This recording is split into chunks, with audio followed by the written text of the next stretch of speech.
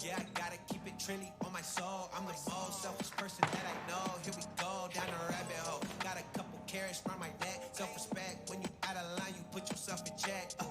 They don't hear me, they don't hear me though. Cycles going round and round and round like a merry-go. Stand for truth, or fall for any old scenario. That's why I keep my circle smaller than a Cheerio. Cause it's the company you keep. Stay woke, please don't get caught sleep. End up, sowing what you reap. Know your worth, and don't sell cheap. The ghost is inside of me, can't take it out of me. No matter where I've been, start where I'm meant to be. I be shining perfect timing, check your watch. And I know who I am no longer lost. I got tired of walking around with a mask on, smiling but my heart singing sad songs. Yeah, I was living for myself, I was dead wrong, till I got the call, no cell phone. I got tired of walking around with a mask on, smiling but my heart singing sad songs. Yeah, I was living for myself, I was dead wrong, till I got the call, no cell phone. Man, you talking to the real me. Yeah, man, you talking to the real me. Yeah, man, you talking to the real me. Yeah, made in this image, I'm a young man. You talking to the real me. Yeah, man, you talking to the real me. Yeah, man, you talking to the real me.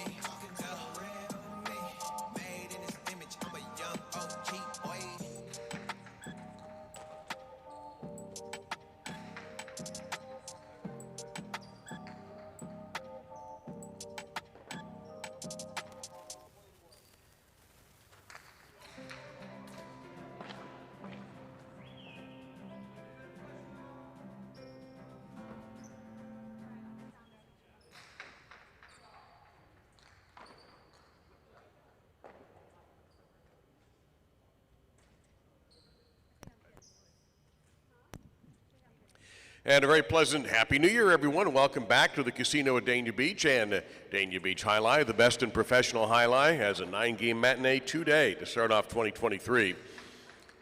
We have all the favorites, win, play, show, Quinella exacta trifecta betting.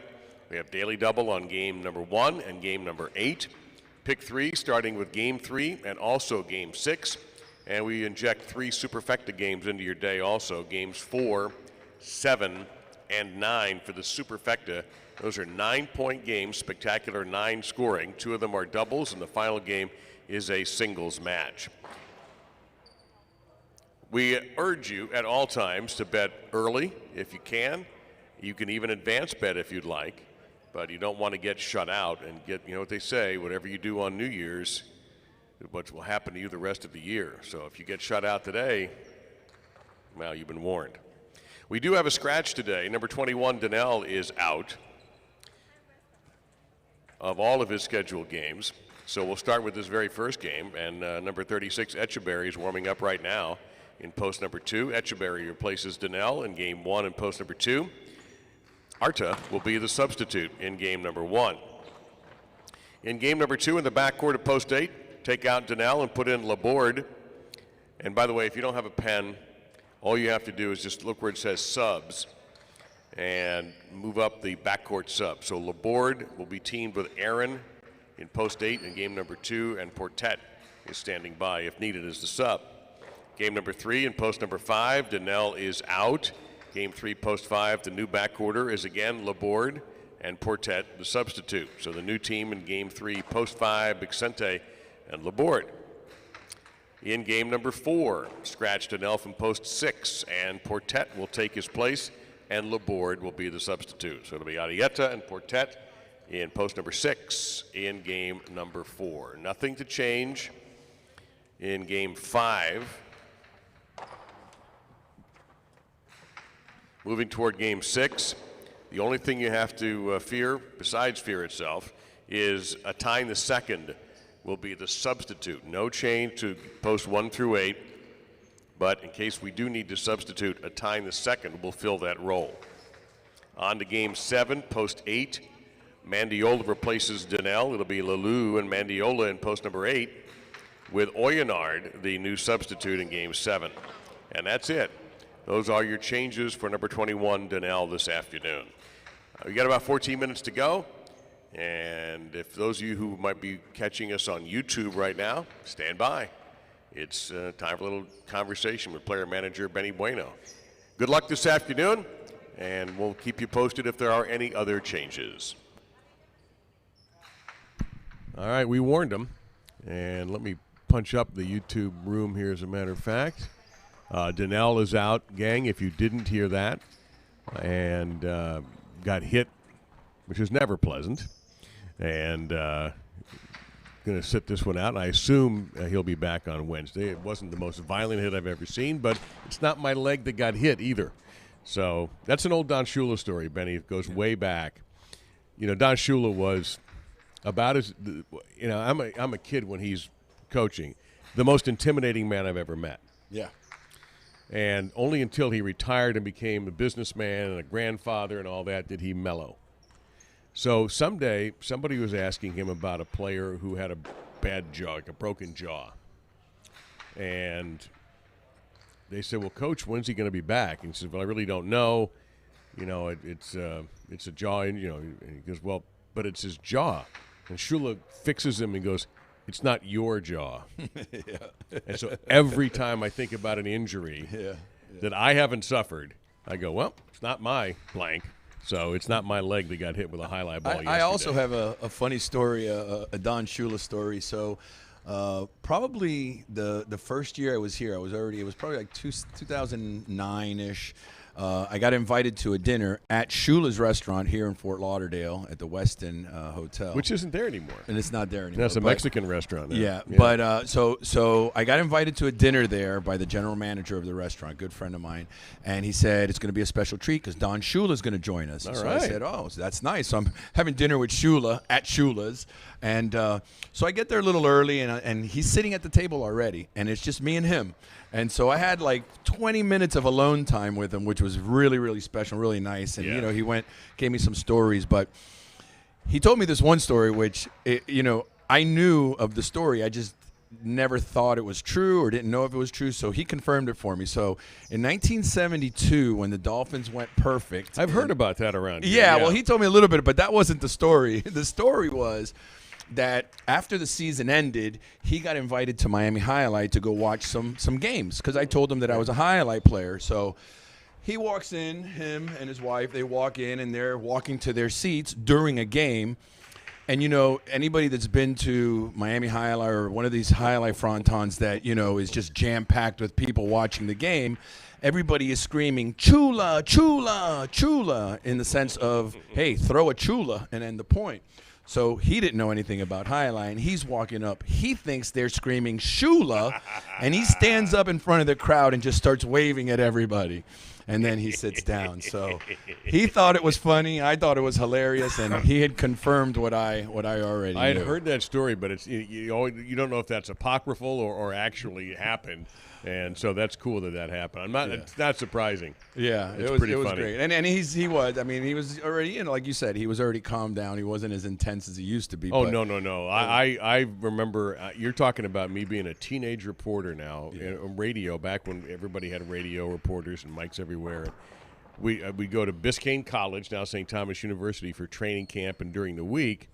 And during training camp, he would eat lunch and come over to the table and talk, and the first rule was no recorders. Mm-hmm. He would do the writers first, then the electronic guys later. But man, if there were several rules, you never asked him a hypothetical question.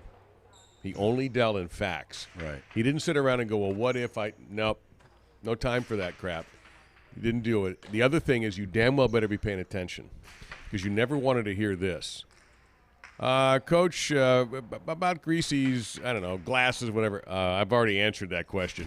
If you were here earlier and he knew you were, I've already answered that question. Or, even worse, what the hell kind of question was that? He would just rap you.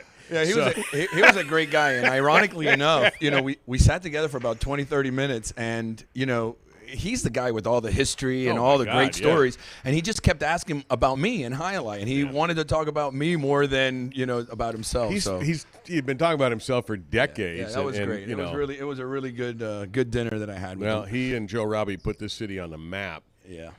with the Dolphins, and so he will always be thought of in the highest in South Florida. Let's talk a little tournament of invitational here. You know, it's really funny. I'm walking in today, and I'm thinking, wait, the season ended yesterday. That's what it felt like Part to of me. it. Part of it did, It yes. doesn't, and of course we have a whole month yet to go. The season does end January 29th. But I walked in, I hit the elevator, I go, yeah, we're still going. Yeah. The season's not over. But we had a heavy emphasis on December in one way. Now we switched the emphasis to January in another way. Yeah. So And, you know, just to touch up a little bit on what was the qualifying rounds. 8 minutes until game number 1, and again, number 21, Danielle, not playing this afternoon. And in this game, Etcheberry takes his place in post number 2. You know, again, I sometimes just kind of peek in the chat and see what people are talking about. And you know, in the last week where it was up and down for, you know, spots 6, 7, and 8, where people were in, people were out, people were, you know, fighting to just get into 8th place. You know, somebody in the chat said that would make for really good sports betting prop bets. And, you know, I'm not really that knowledgeable about sports betting and things like that. But I thought, you know, that is a great point. That probably would have been something that people would have bet on. You're talking about who would make it? Well, yeah, just on the day, for the performance, like you know, who would score how many points to get in, and who do would an over under on that. Right, Yeah. something to that effect. So I think that was a really good point. And now moving into the partidos coming up, starting this coming Thursday, you know, we have some pretty good matchups. You know, I was looking at it this morning when I was putting together the bracket, and you know, I think that people are going to really enjoy this because I don't see like a blowout anywhere here.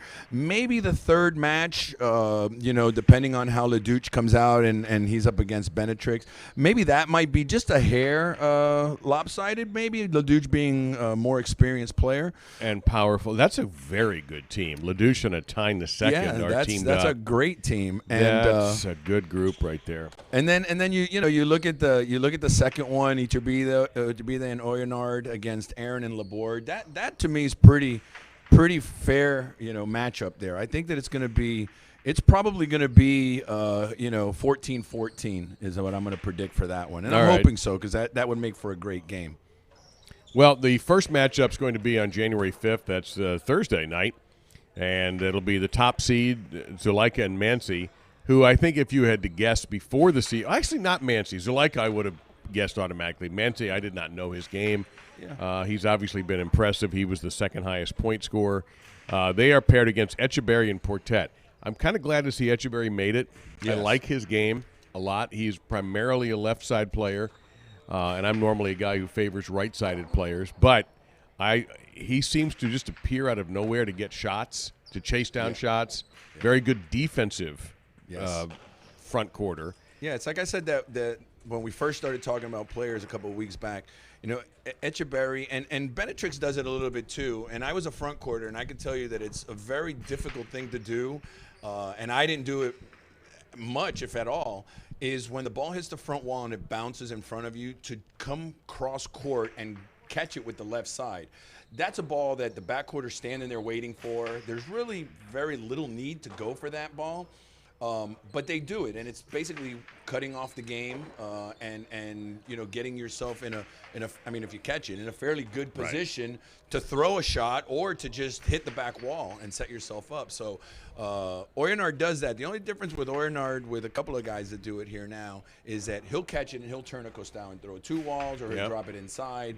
And that makes it even that much harder because it's hard to catch that ball, then it's hard to stop that ball, then it's hard to throw the shot. So we've seen him throw a couple wide, a couple high and wide, kind of erratic, but for the most part, when he throws it right, I mean, it's impressive. But in this kind of a game where you have room for error and you can't, unlike a Quinella where maybe you don't, I wonder if he'll be that aggressive in a partido when it's just not basically, I don't want to, but it's more of an outlasting your opponent than outshooting him. So that I want to see if these guys play any differently. Well, my experience with partidos is, you know, you throw some shots at first, normally the first 3 to 4 points of the partido is just warming up the ball because all of the balls are brand new. Right. It's not like a Canela where we What I warm call up a the potato fastball. because it looks like a baked potato. Yeah, the first couple of points, you're going to see the back quarters just volleying and getting the ball a little warm. You might see a shot if a front quarter gets a good position. But for the most part, you want to try to score or shoot it and get lucky and score a couple points early because then you could get more aggressive rather than have to tone it back if you're down 5-2 or something like that. If you're up 5-2, 6-3, something like that, you could go ahead and take a chance and throw a shot. And if it's good, score a point. What I'd like to see, which I haven't seen here at Dania, at least in the Partido series that we've had thus far, is someone snap off a carom serve. Haven't seen that. Which you can do in a Partido, which you cannot do in a Quinella game. Right. Got about 3 minutes now until we get going for game number 1. One more reminder, number 21, Daniel, not playing in post number 2 today or any of his scheduled games. And he will be replaced and is going to be replaced by Echeverry in this opening game. The number 2 seed, Vicente and Bilo, and Urrutia and Mandiola. I really like the backcourt matchup here. Yes. Nothing against the other lads, but Mandiola is strong. Yeah. And Bilo has impressed me as a guy who was willing to play a point for 20 minutes to outlast you. Yeah. He hangs in. He rarely does dumb things or makes unforced errors. That's the word I'm looking for, like a tennis player, who's accurate. I am super impressed with him. And I think that those guys might be the key, knowing that the front quarters are pretty steady. Yeah, again, I think the Vicente-Bilo pair-up is really good because, again, Vicente is a quiet player. He does some good things, and he throws some spectacular shots when no one's expecting it. But he, for the most part, you don't really realize it when he's out there. But, you look up, and all of a sudden he's got 4 or 5 points in a Canela. And I think he's going to do the same thing in the Partidos. Again, these guys come from a Partido world where that's what they play in the summer over there. And that's what the expertise is in comparison to Canelas. They're just now starting to get the hang of the Canelas. So, Bilo, he's, again, I said it yesterday, he's never say die. He's out there fighting. Yep. He's impressed me a couple of times with a ball that someone throws to the back, and most guys would just give up on it kind of because they know it's going to be a tough dig, and he'll stay back there, and he'll pull it out. He made a couple of nice saves yesterday in the matinee. And Oyonard's another one like that. Yeah. Absolutely fearless, or if he's fearful, he's not afraid of a highlight ball. Maybe he's got other things that scare him. Maybe he's afraid of the dark, but he's not afraid of the back wall. It's funny. I look at Bilo, and the number he wears, 67, in my era here in the 80s, that belonged to Javier III, Isak's brother. Yeah. And their games are somewhat similar. Bilo's a little better right side player. Javier was a little steadier on the left. But they even catch the ball similarly. And Javier III was a very steady, calm guy, not fearful of the back wall, and a very veteran guy. He'd been around a while. So there's a little bit, it's interesting how the numbers, at least in my mind, they do remind me of, he does remind me a little bit of Javier III. So we got less. Time is up. It's post time, but we got a couple people in line. But before we go, I got a lot of stuff going on today, so I'll be in and out all day. But all right, I know you said you don't like to play the what if game, but do you want to just? No. The what if game can be fun in this case, Don Shula's not here, so we can we can go hypothetical here. All right. So during this game and maybe the next, we'll take a look at the brackets and we'll come up with who we think's going to beat who, and who's going to make it to the final. All right, that's cool. I'll be happy to do that. All right. Good luck to those of you who may have a dollar or two in the chat as well. And here we go, starting with the national anthem, of course. And again, Happy New Year, everyone here at Dania Beach Alai. We are about to begin with our spectacular 7 singles match and part of our 9-game program today. But as always, we ask you, ladies and gentlemen, to please rise. And guys, remove your hats for the playing of our national anthem.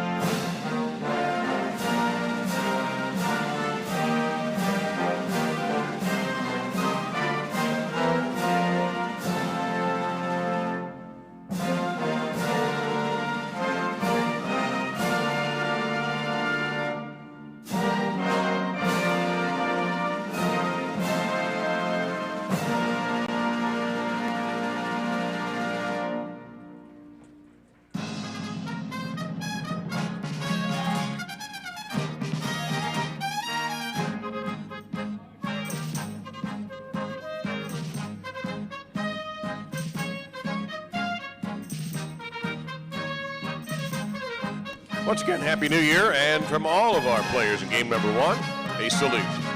It's Benetrix in the red of post 1. Etcheberry substituting for Danielle receives in the blue of post number 2. Spectacular 7 scoring with points doubling at the end of the round. This also starts off our first of 2 daily doubles.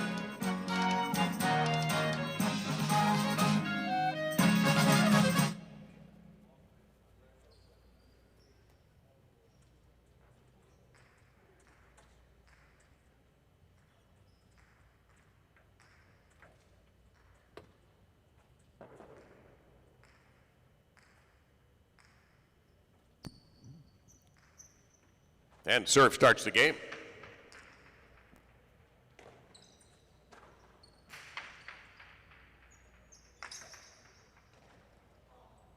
That's out of play. Point to Etcheberry in post 2. Here's Mancy in the white shirt, post number 3.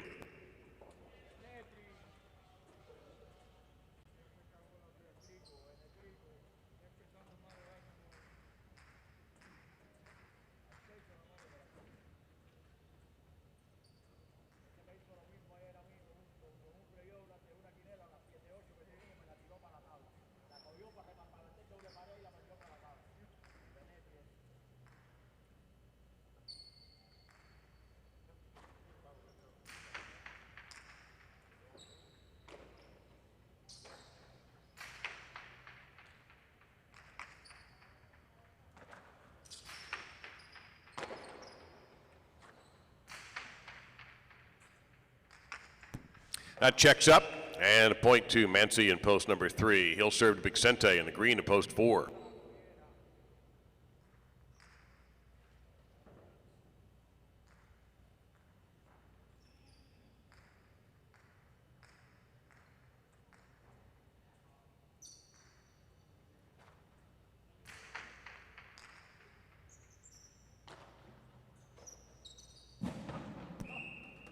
Three gets the point.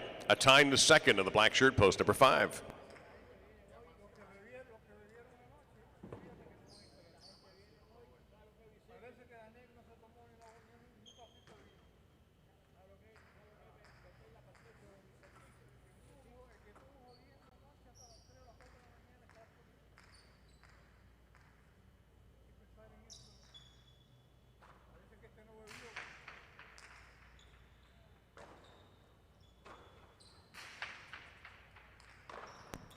There's a point for post number 5. A time the second will serve to Aaron in the goal to post 6.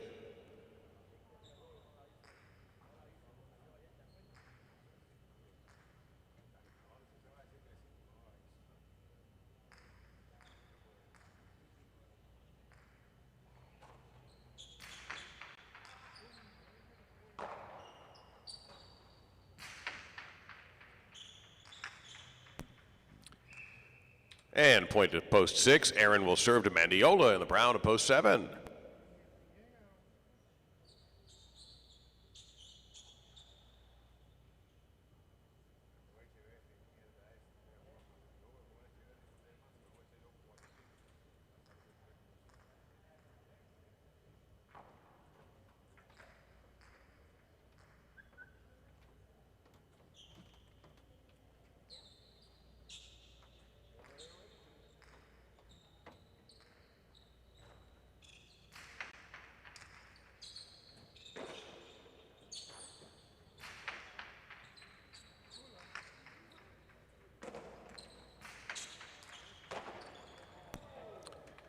Another point for post 6, and Aaron will conclude the single point round by serving to Oyenard, the purple to post 8.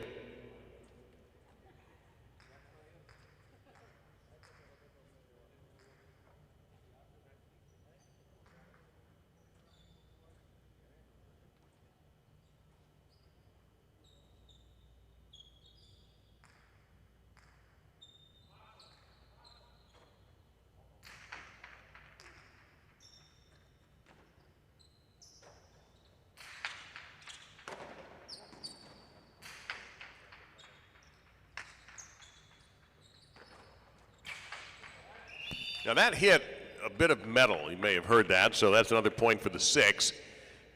Aaron in post 6 will serve to Benetrix in post number 1 as the double point value begins.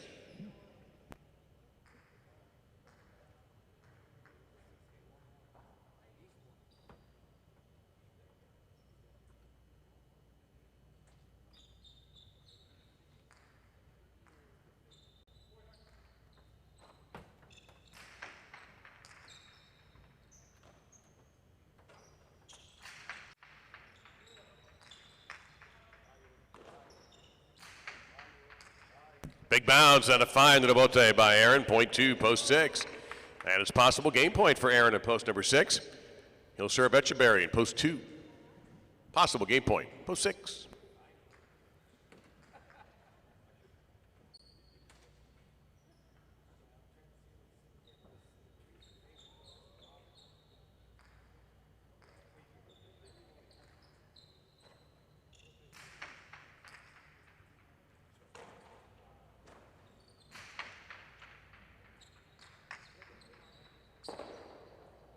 Tough save, and Aaron pulls it off. Leonard from midcourt tries to pass. Aaron comes up short.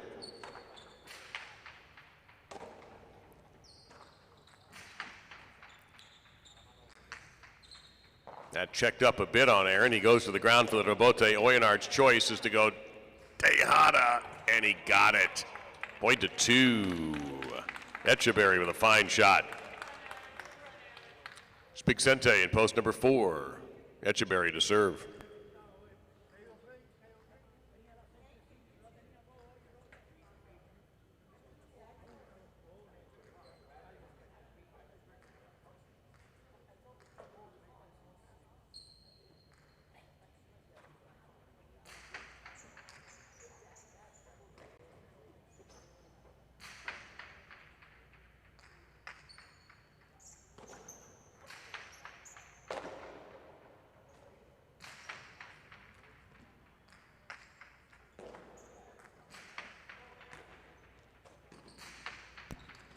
Spixente with perfect placement right down the wall. Point to 4. And post 3, Mancy.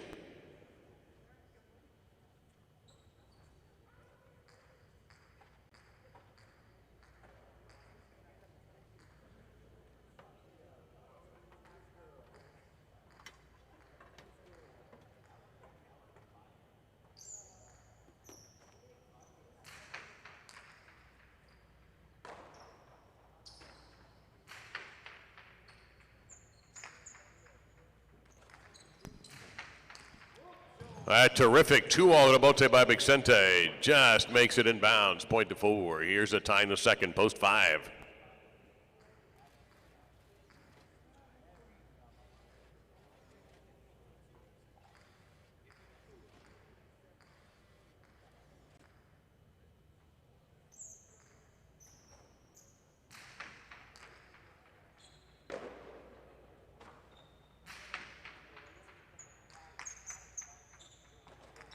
Spixente again goes to the 2-wall. This one caught by a tie in the second.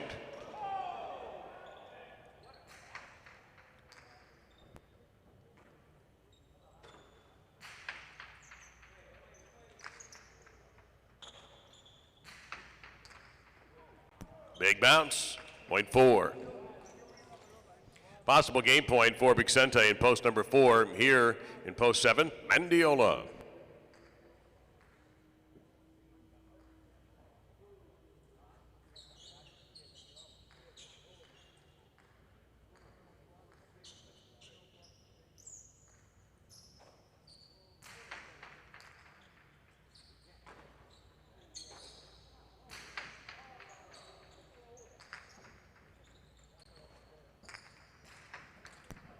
Perfect touch. That's a tremendous shot by Spixente.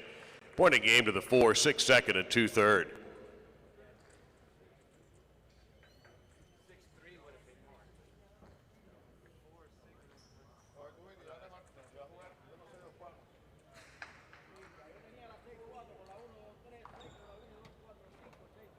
So some very impressive rebotes. Spixente wins game number 1 in post 4.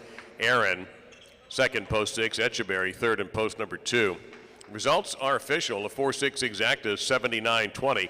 4-6 Quinella, 33.80. 4-6-2 trifecta for $2, 401.20. And the first number in the first daily double today is a 4.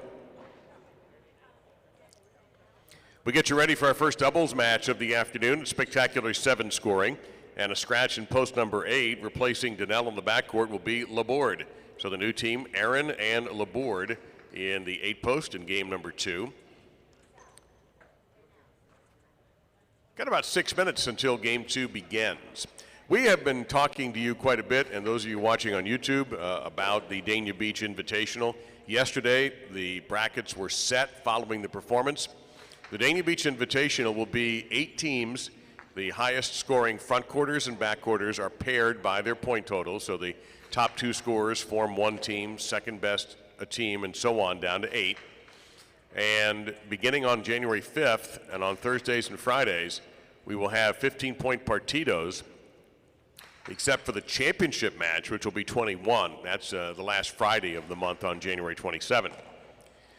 So here are the teams, and here are the matchups. So the number 1 team, the highest seeded team, Suleika and Mansi. And on January 5th, they'll take on the number 8 seed, Etchebarry and Portet, in a 15-point partido. On Friday night, the number 4 and 5 seeds will meet. That's Iturbide and Oyonnax taking on Aaron and Laborde. On January 12th, it'll be the 3 team, Ladouche and Atine II, versus Benetrix and Urbieta.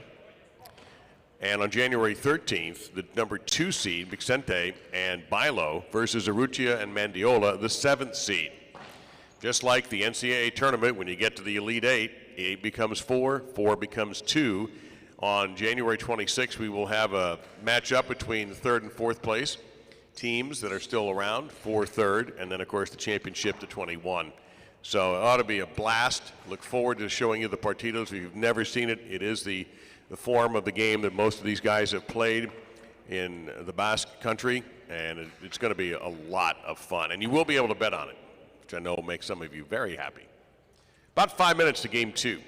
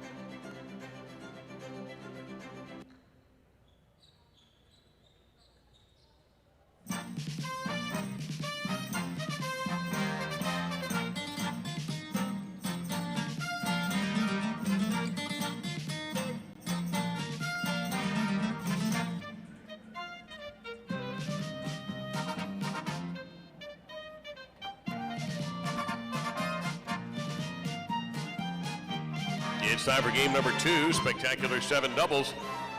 With Arucci and Bailo in the red at post 1, they're serving to Ether Bide and Oyanar to the blue at post number 2.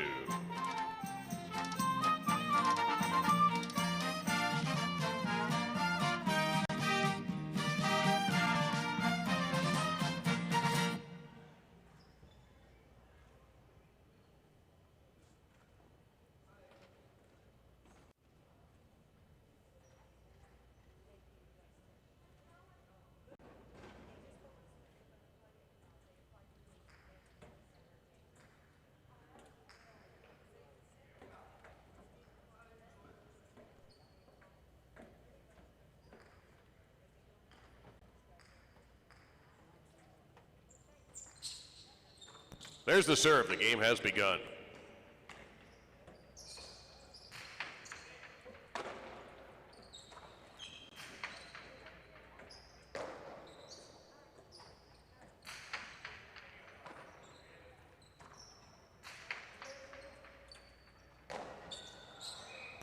There's a point for 1. In the white shirts, the team in post number 3, Vicente and Urbieta.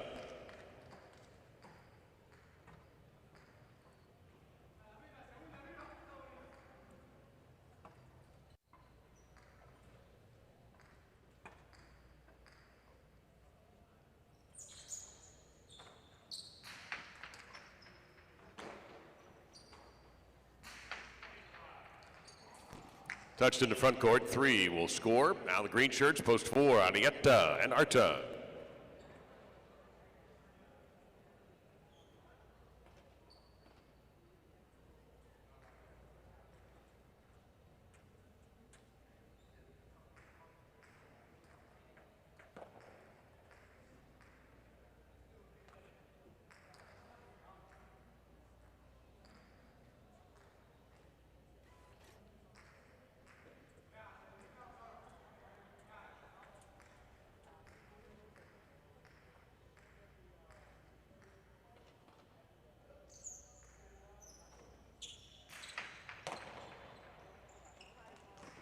The placement by Arietta is going to score.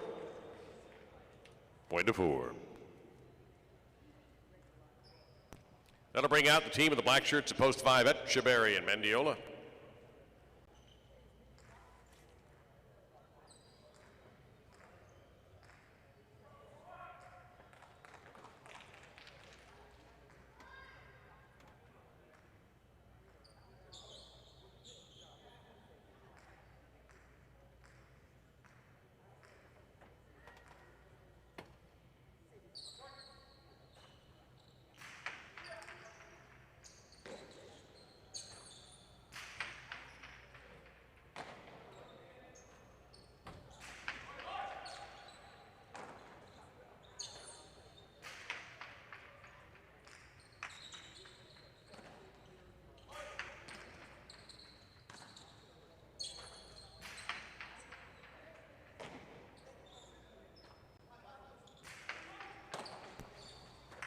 Ramate Etcheberry, but Arietta was right there.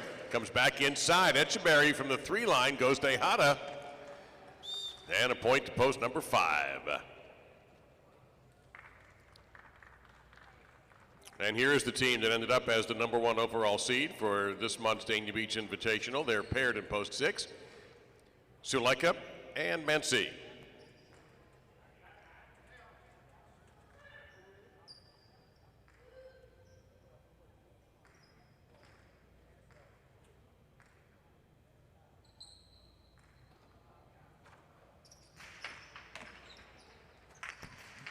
Suleika, Ramate, point 6.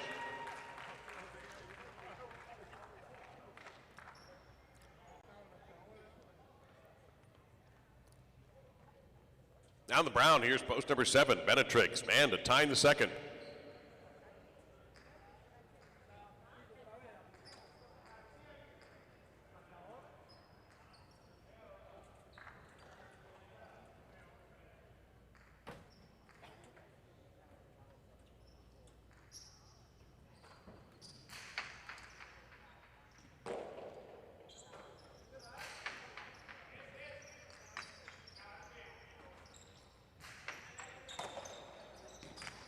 Benetrix goes to the kill shot bag and comes up with a point for post 7. Now the purple to post 8 to complete the round. It's Aaron, and substituting for Danelle, Laborde.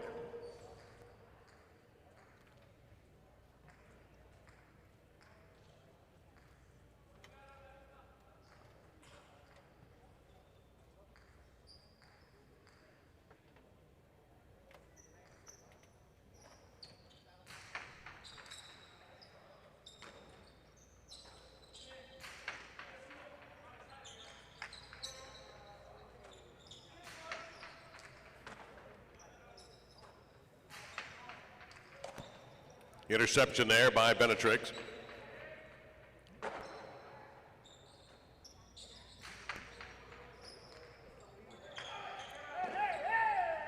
Save made by a Tyne the second, closing in Aaron. He'll go inside and blast it, but a Tyne will be right there. He'll throw low heat and calmly handled by Laborde.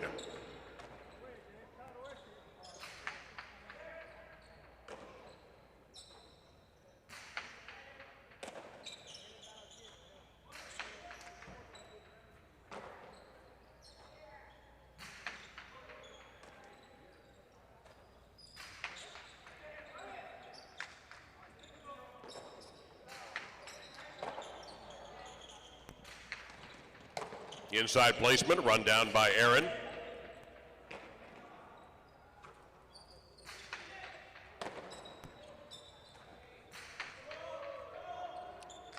Aaron's big throw after the catch. And that's out of bounds. 8 gets the point.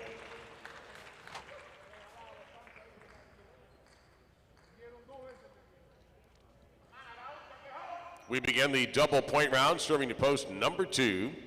Iturbide and Oyenard.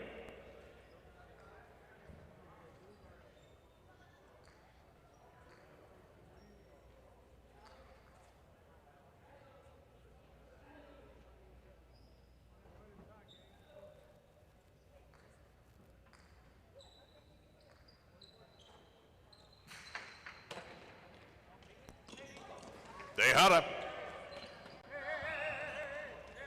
That's a winner from Iturbide, point to 2.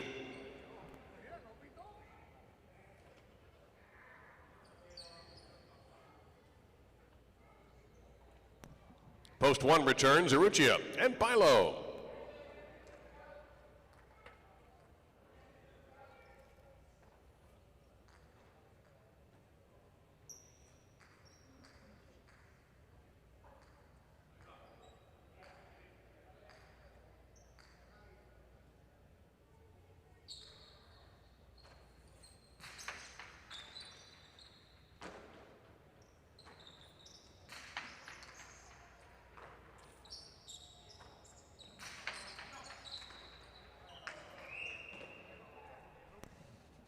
And there's 2 points for post number 2.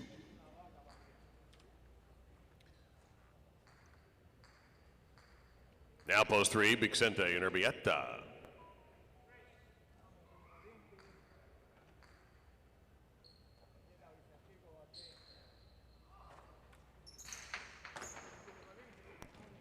Inside placement and a soft touch.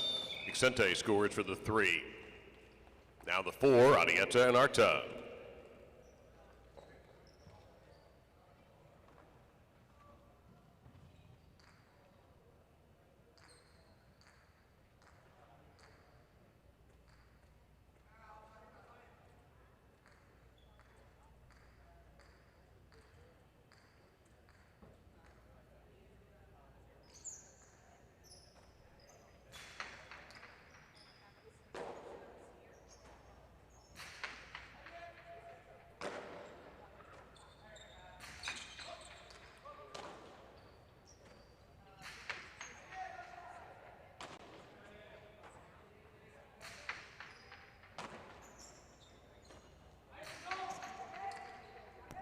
Huge bounce.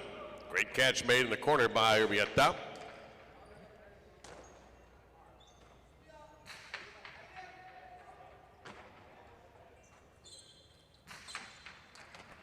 Ooh, Arrieta just stopped it cold. And into the wall.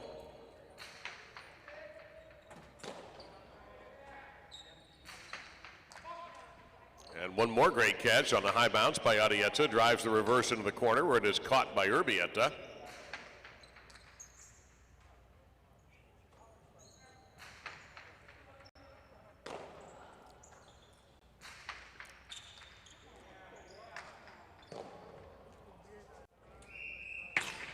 Point to post 3. Possible game point for Vicente and Urbieta in post number 3. Here's Etcheberry and Mandiola, post number 5.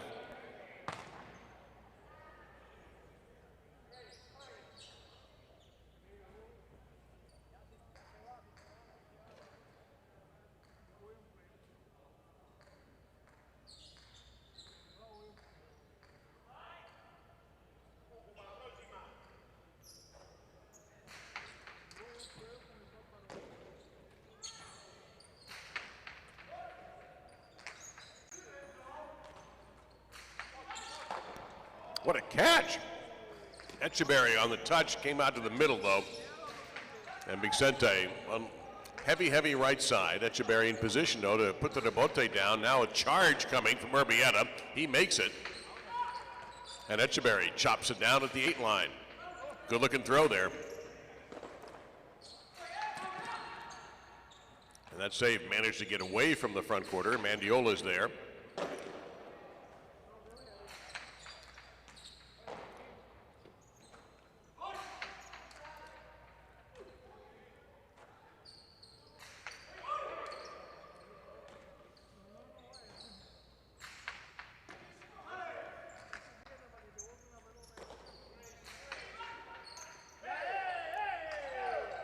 What a game.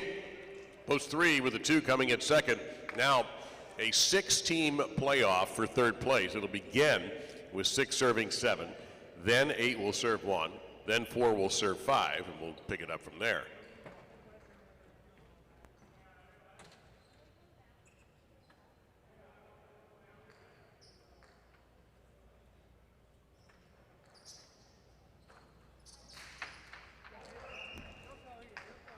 Over serve, point to 7. Now the 8 and the 1. 8 will serve.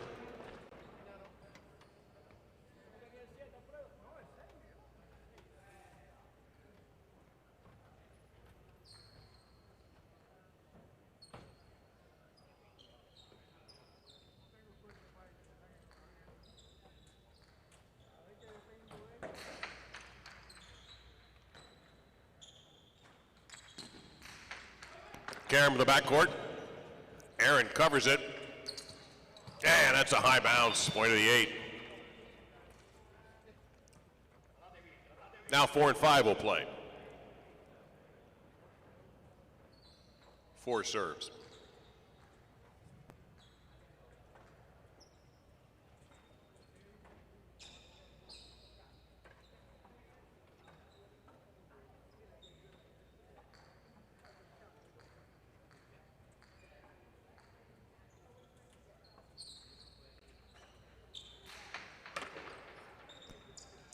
Tejada by Etcheberry, point to 5.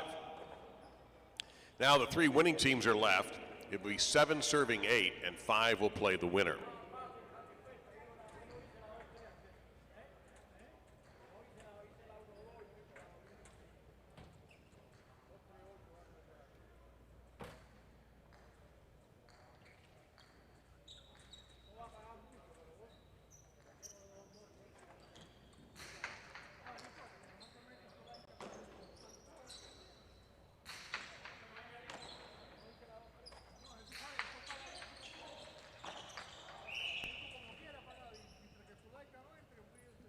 So that point goes to post number 7.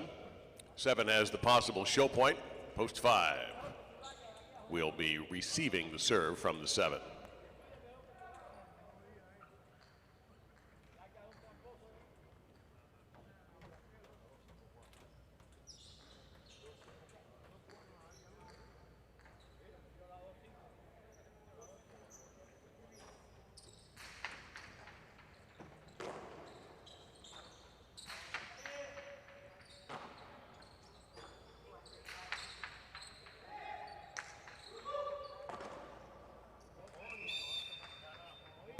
Point to show to the 7.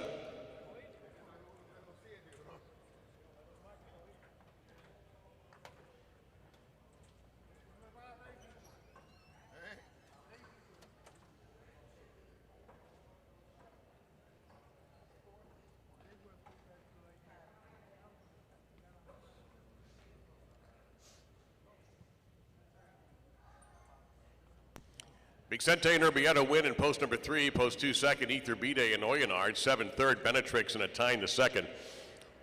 The result official, the exacta 3-2, 41.60, 2-3 Quinella, 22.80, 3-2-7 trifecta for $2, 252, and a 4-3 daily double, $56.40. We move right to game 3, which is the beginning of our pick 3, the first of them. We have 2 today. And in post 5, scratch Daniel and replace him with Laborde. So Vicente and Laborde, the combination in post 5 in game number 3. Laborde, the backcourt substitute, moving up to play in Daniel's spot. Daniel not playing today. Again, bet early, bet often, but don't get shut out.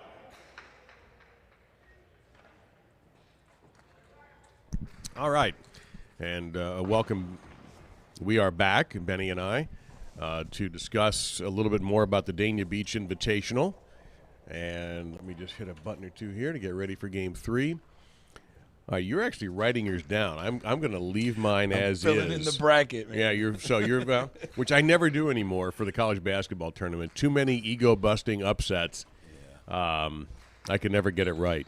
Well, all right. I think I have the dilemma that, obviously I'm putting their game and the pair-ups, first and foremost. But, personally, I have also a little bit of like a personal, dilemma, because there's guys that not that I like more than others, but that I have a personal relationship with, for example, Zulaika. I was kind of rooting for him to win it all, and that's hopefully for his sake what will happen. But, another guy is Iturbide. He played a great partido last year in November at the very sad time of our last closing. He played a partido with Salegi, and they were losing it was a 15-point game. I think they were losing 7-2 or something like that. And this kid just turned it on, and they ended up winning 15-something, 12 or something like that. And, he's just – I met him when he was, a teenager – in the World Cup, under 22 World Cup, and he's just another guy I have a soft spot for.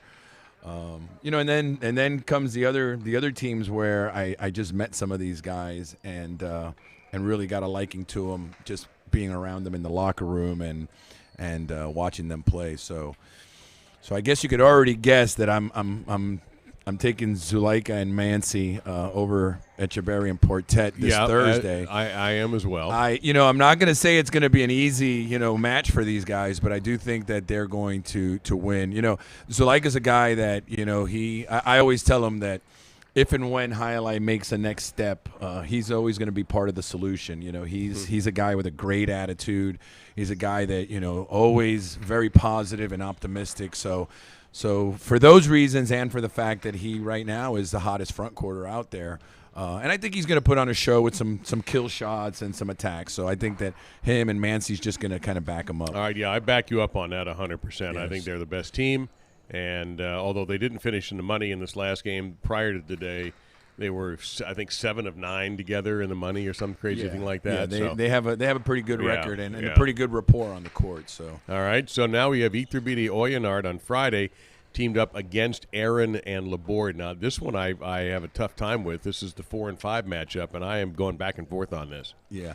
Well, I'm gonna go ahead and take Iturbide and Oyonard. Again, Iturbide, I love the kid. He's a good guy. He's very positive, and he's good on the court. He's aggressive, and I think that's going to be the difference, because I look at Aaron in the front court, and he's a very good player. He's got very few flaws, but I don't see him as an aggressive kill shot kind of guy. Really? So I think that, you see it in Canelas, obviously, but right. I think that,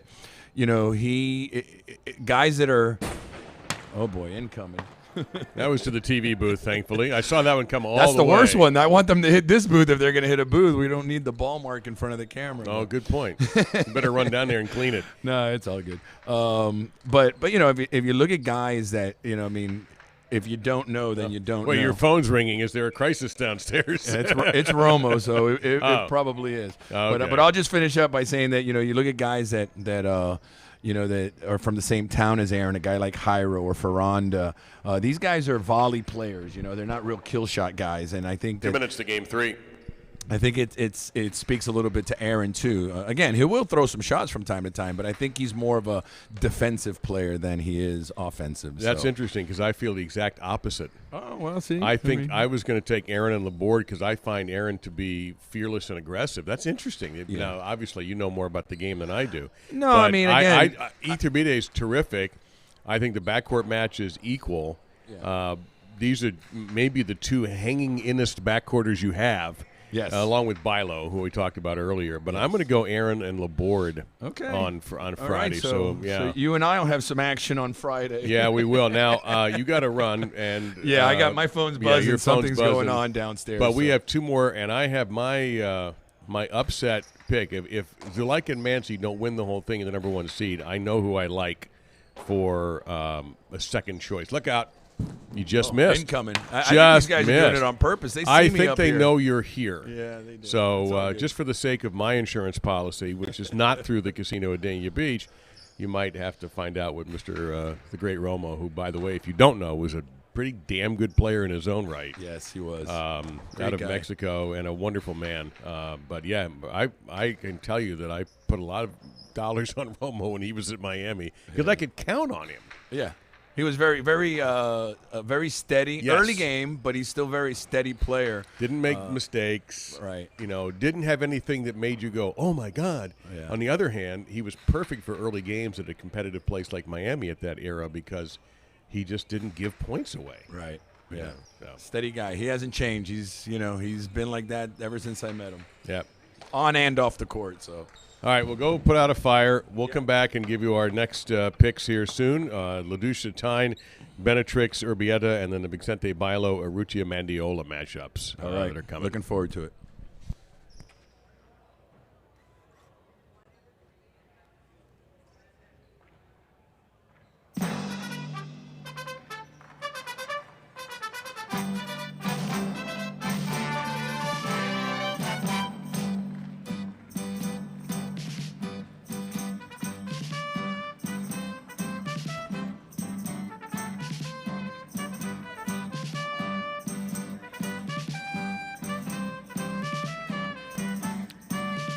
And away we go with game number 3. A spectacular 7 doubles match, and it begins our pick 3. We have Arietta and Tyne the second in the red of post number 1. They're serving to Etcheberry and Urbieta in the blue of post number 2.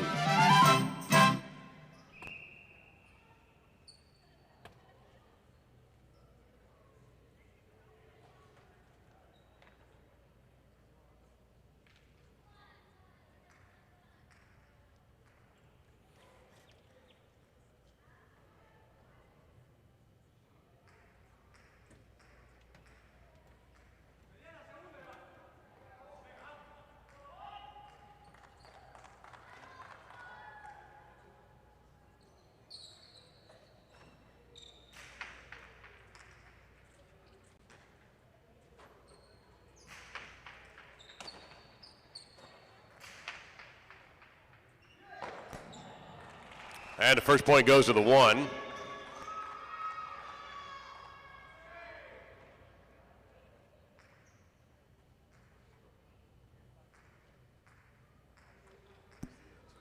Iturbide and Oidar in the white of post 3.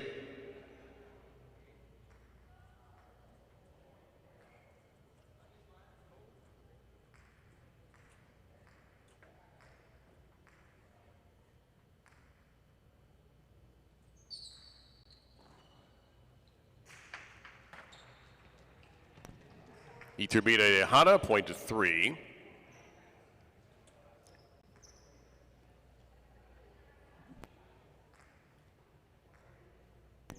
Aaron and Bilo in the green at post 4.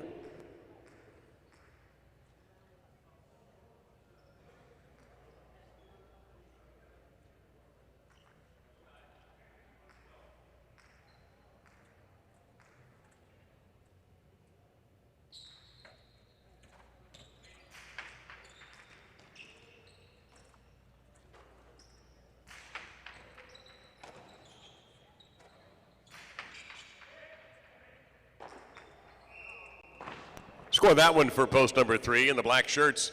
Post 5, Vicente and Laborde.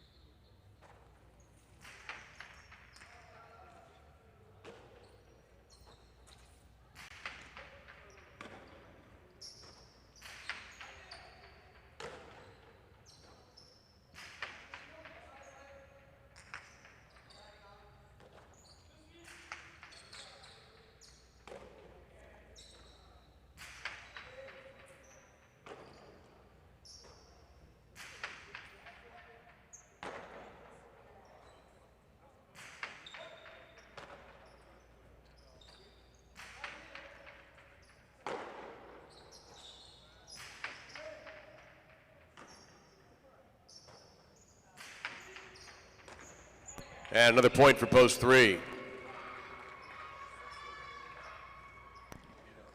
Uresti and Arta and the goal to post 6.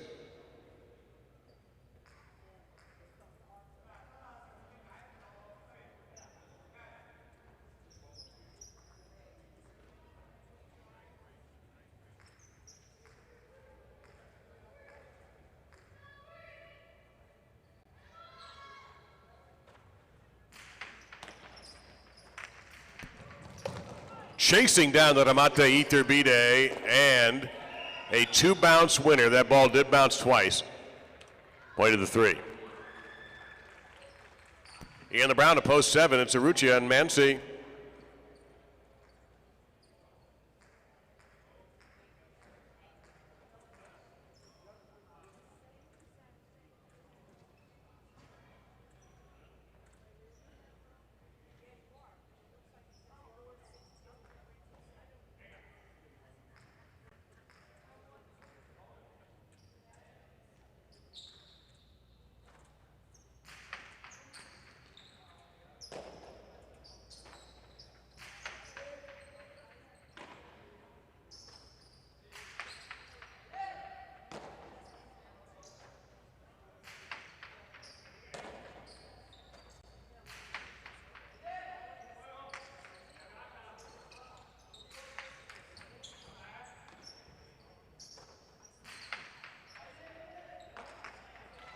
Score that one for post number 3. The purple to post 8. Benetrix and Mandiola complete the first round.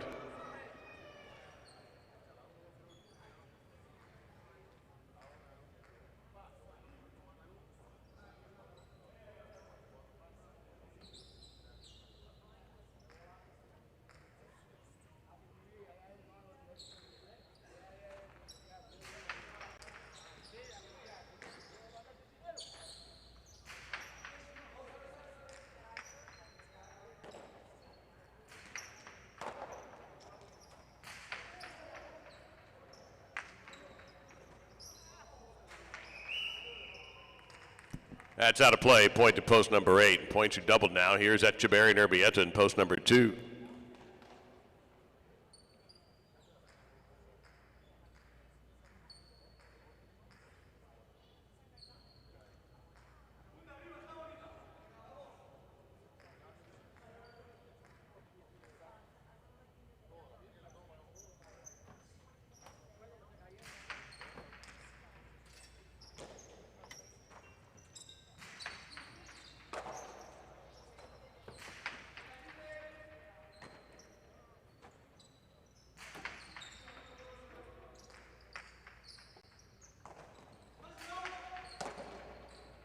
Etcheberry. Tejada comes up short. Point to the 8. Well, now post number 1, Arieta, and to time the second.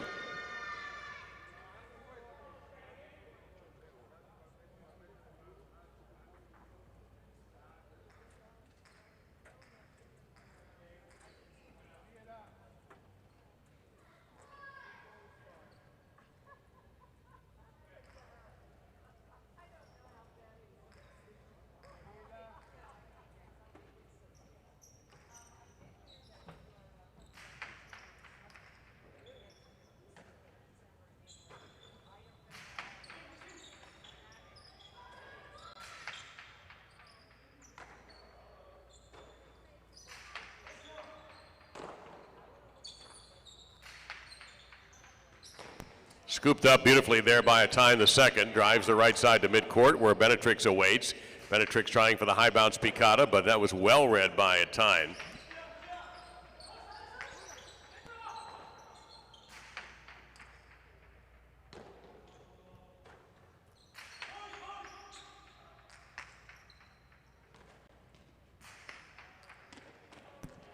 At the apex, Alai grabs that shot.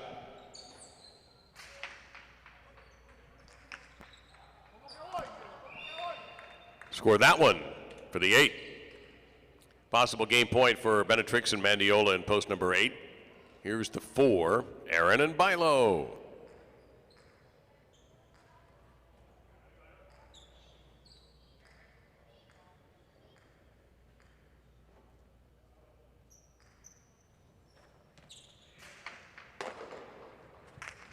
Aaron with a remate. There's a kill shot. One of the 4.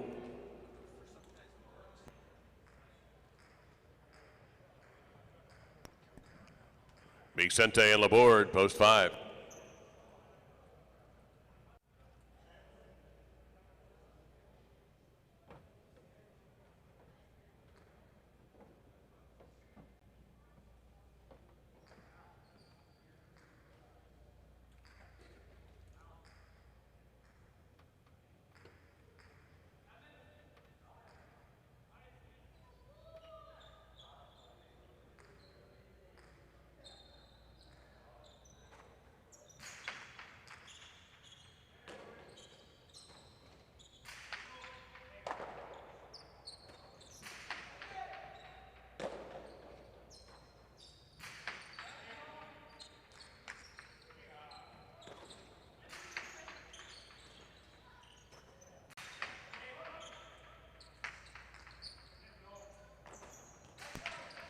Aaron strong in the bote, but in position is Laborde.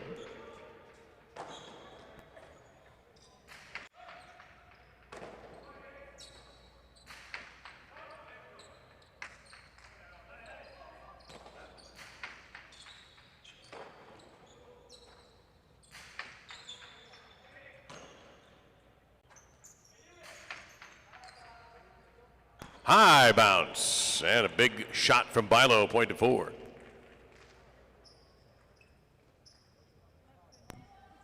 Four serving 6, Uresti and Arta.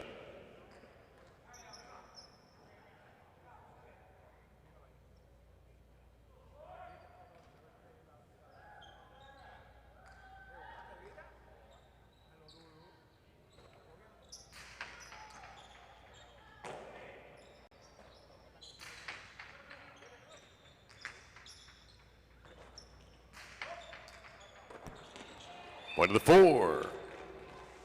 Aaron and Bilo with a possible game point at post 4. They'll serve Urrutia and Mansi in post number 7, 4 with a possible game point.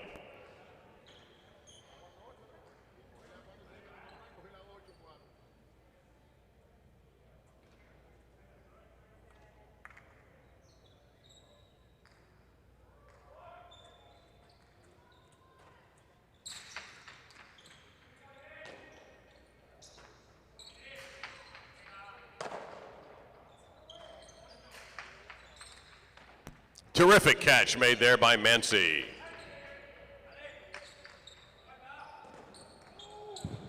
Point to post 7. 7 will serve to post 3, Iturbide and Oyenard, and they return, does post 3, with possible game point. Possible game point for the 3, 7 will serve.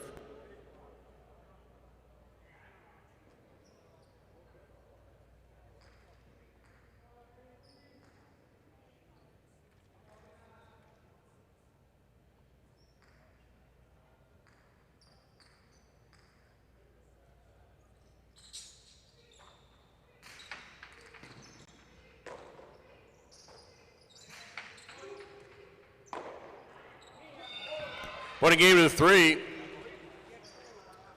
4 is second, 8 is third.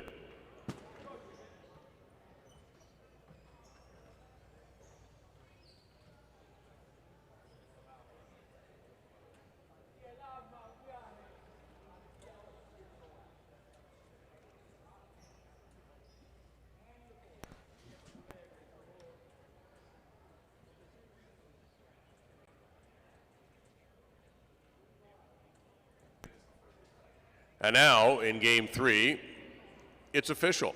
The winners were Iturbide and Oyenard in Post 3, Aaron and Bilo second Post 4, Benetrix and Mandiola third in Post number 8.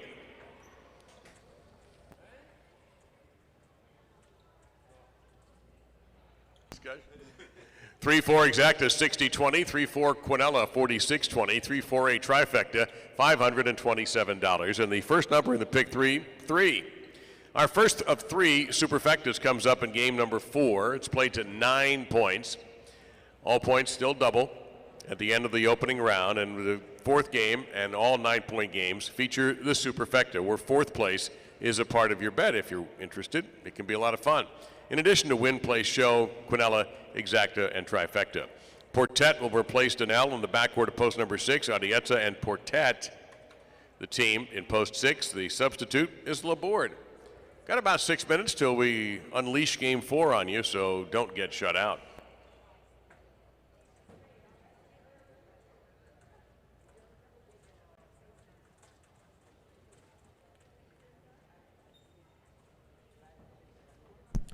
All right, Dave Lamont, Benny Bueno here in between games. It was pretty funny. We had just talked about Iturbide and Aaron, and Iturbide ends up getting the best of Aaron, who had a game point but couldn't convert. Iturbide did.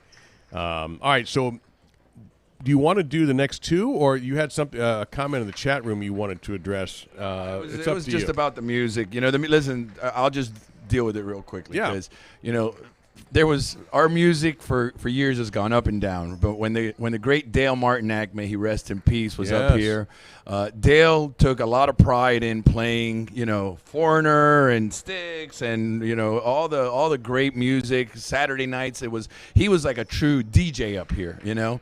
But we were only on Roberts Communication, and 90% of the people that were watching us were at simulcast sites with no sound. Yeah. So we had no problem playing the great stuff, and I would come up here all the time and just actually mess with them, like, what's today's playlist? And he would play some great stuff. Then in comes YouTube, and our very first broadcast on YouTube was cut with no audio. I have some experience with this. Go ahead. So you know, we have to play music that YouTube allows, and there's very little good music out there. We use actually the same I asked our friends down at Magic City what they used between games, and they told us of this Artlist AO, which is, you know, it's just a royalty-free site where you could. It's very much like Spotify, but just, you know, royalty-free stuff.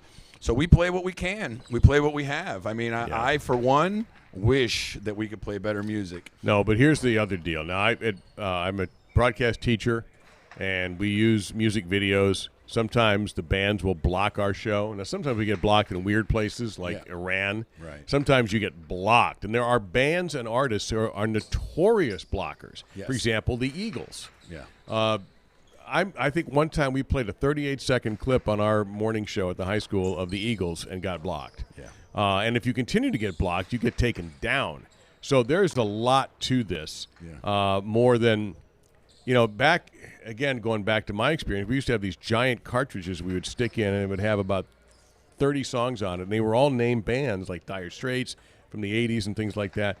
But you had to pay rights fees, which back then was done. Now you don't want to pay those rights fees. Yeah. And YouTube is the real killer here. So it's not a highlight problem. It's not a Casino Dania Beach problem. It's you're going to lose the YouTube if you continue to violate these rules. So that's why. Listen, I understand. I'm doing the best I can as a pseudo DJ, and I'm tired of it. Yeah. There's certain genres on here I'll never play because I know you all are going to hate them. And I know, you know, I think I probably have similar taste to you, Benny, and to many of the people in this chat. I would love to whip out "Twistin' by the Pool" whenever War Eastie would win, like we did the Dire Straits song every time. By the way, whether anybody liked it or not. So yeah, but that's just pure about rights fees and blockers and things like that. There was actually a time last year, or maybe the year before, where we stopped playing music between games because back then the way everything was wired, we couldn't hear the music in the booth. So when the game would start, the person up in the booth, whoever it was, would sometimes forget to turn off the music, and then the music would play during the game, and my phone would ring, and I'd get text messages, and people were cursing poor Big Dave. And no, nobody should curse Big Dave. Come on now. Never. 2 minutes to game number 4. 2 minutes. Don't forget about the change in this game. We will have Portet replacing Danielle in post 6. All right. Why don't we handicap one more match? All right, let's do that. So so we've gotten you through the first weekend. The next weekend on January 12th, LaDouche and a tying the second against Benetrix and Urbieta. Yeah. This is my team. I mean, obviously LaDouche is probably the hottest of the four, and Atine is no slouch back there. I think for me, he's a perfect Partito partner. It's just like, what do you want me to do? Just stand back there and catch the ball. That's all I need you to do. And you throw hard too? That's even better. So I'm going to go with LaDouche and Atine. And I can tell you one thing. I've been – this kid Benetrix, a quick story. He wasn't coming. I don't know if I had mentioned this. No. He wasn't on the list to come play here. And, he was a guy that would send me a WhatsApp message every single day. Is there an opportunity? Can I come? Can please put me on the roster? Find me a spot, please. And I was like, I'm sorry. It's set. It's done. There's no way that you could play. So a few weeks after that last conversation, Johan Sorazabal called me and told me he had an opportunity to play in the Winter Series in Guernica during this time period, and that he was going to decline to come. He was on the list to come and play. Okay. And, as sorry as I was that he wasn't going to come, and the agreement was already kind of made, I respect the fact that he wanted to play against the big names over there in Guernica. So that's how Benetrix got in. I think that when Johan texted me that he wasn't going to make it, Benetrix was standing right next to him, because like 3 minutes later I got a thing. That's probably what they did. Hey, I got a message saying, "Hey, don't respond right away. Wait like a minute." Yeah, give him a second. He's probably still reading my last message, and that's how he ended up coming. So, having said all that, he is a guy that when he got here, I really didn't know what to expect, because his deal was done like 10 or 12 days before the season started. So he's improved every day. When he first got here, he had a bad luck with a broken cesta. He started getting a little bit better. I think it's going to be a hard-fought match. I think he's going to give everybody a treat as far as his performance, but I'm going to go with LaDouche and Atine. Well, I have much more to say about that particular match. Okay. So we're going to save that for our next conversation. How are we looking here to get started? We're ready to go. All right. Here we go, kids. Game 4.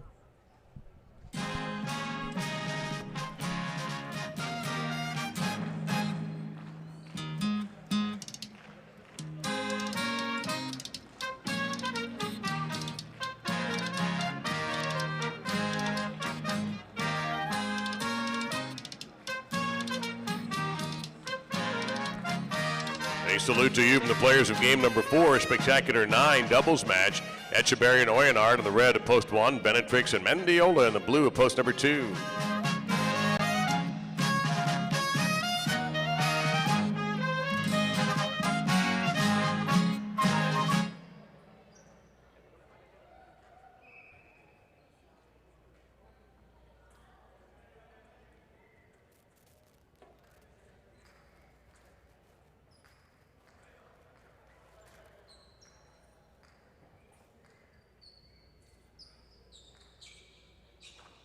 And the game is on.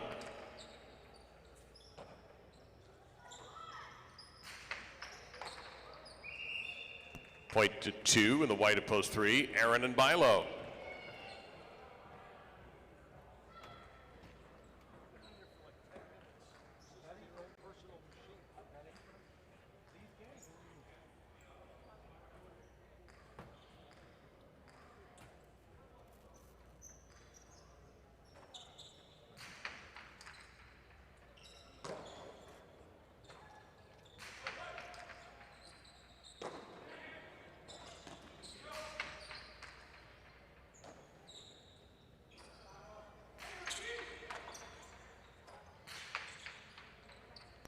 Benetrix with a big left side. Save made by Aaron. Sidearm carom. And a terrific shot with 2. Now Rucci and Mansi, they're in the green, post 4.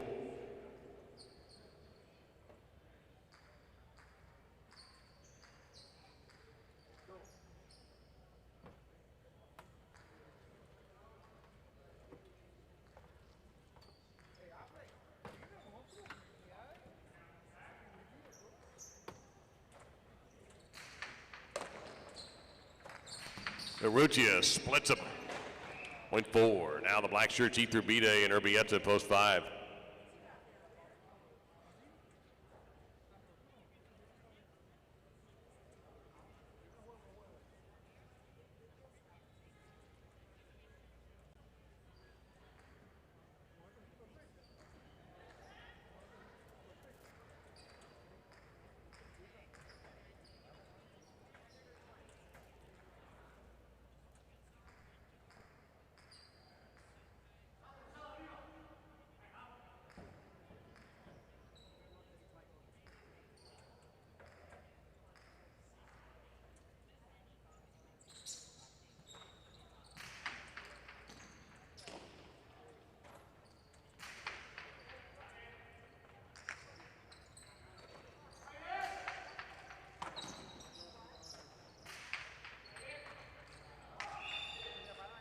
Point of the 5.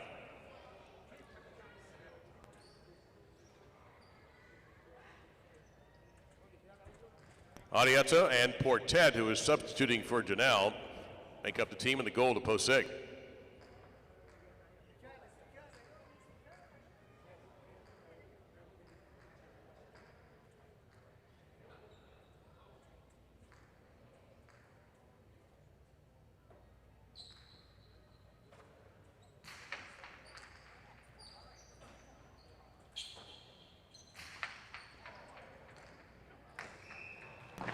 Point of the 6.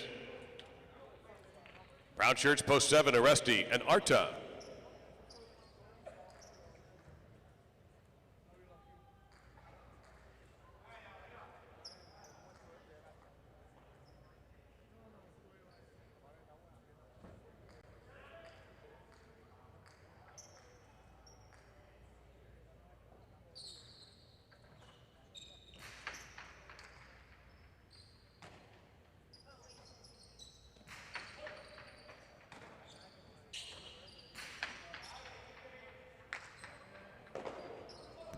And save made by Uresti. Carom by Adieta, very well placed, point to 6. Now the purple here is post 8, Sulaika, and a tie in the second.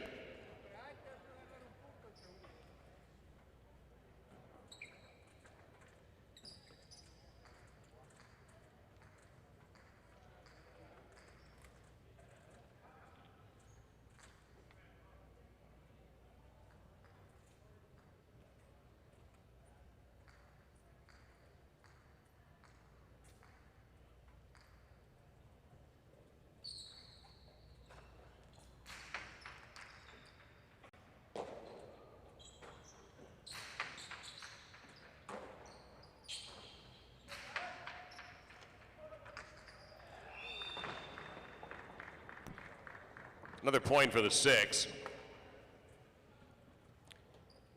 Points are doubled, and we're playing this one to 9 points. 6 serving post 1.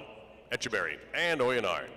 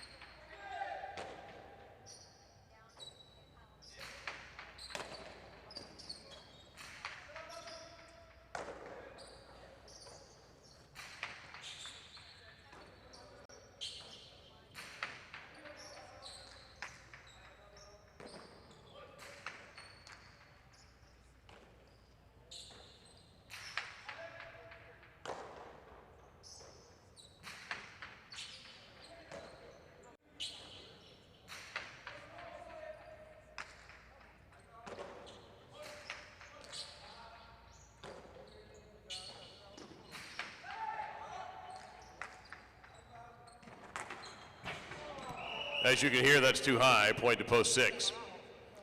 Now post 3 returns Aaron and Bilo.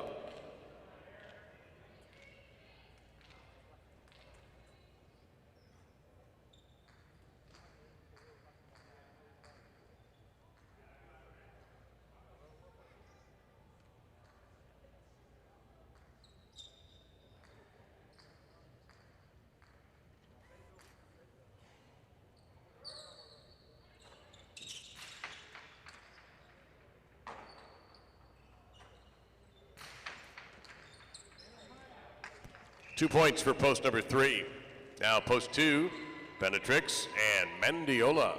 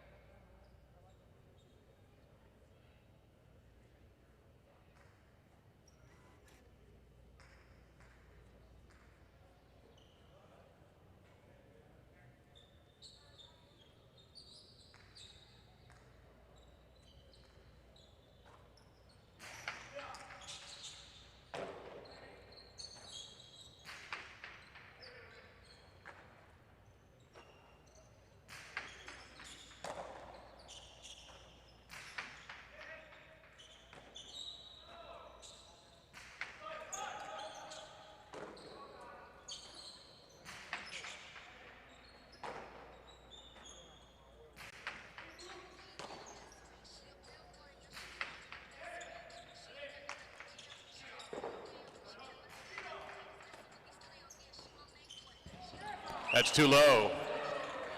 Aaron and Bilo get 2 points for post 3. This is post number 4, Rutia and Mansi.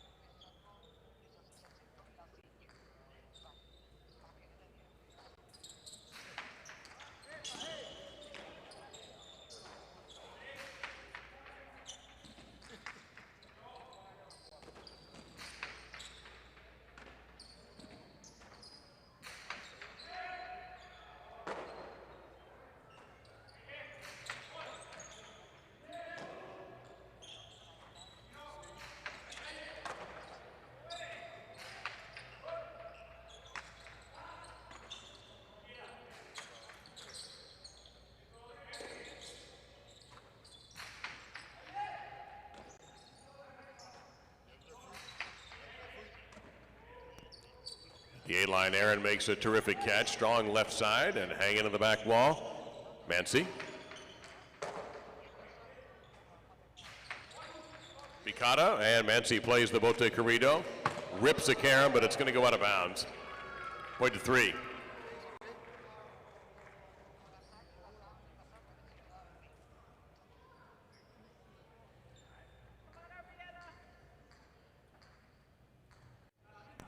Here's post 5, Iturbide and Urbieta.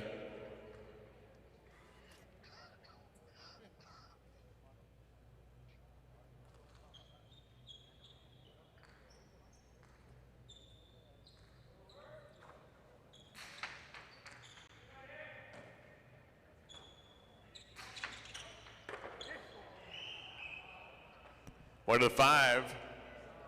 Now Rusty and Arta, post 7.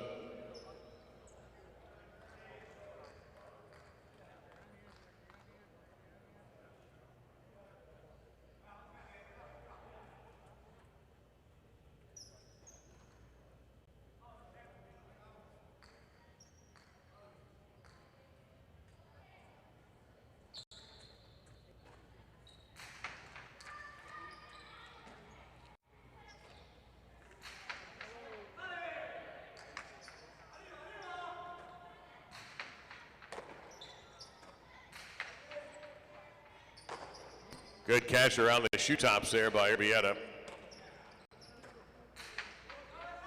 Big left side to Rusty. Iturbide to the bote, and point 5.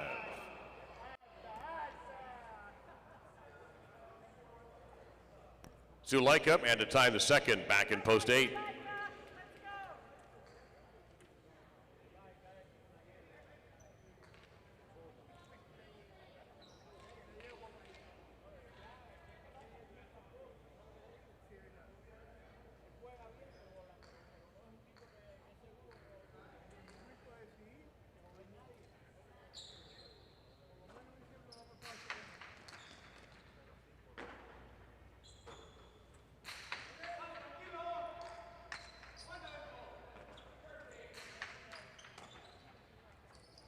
Suleika faked outside, goes inside, and he will score.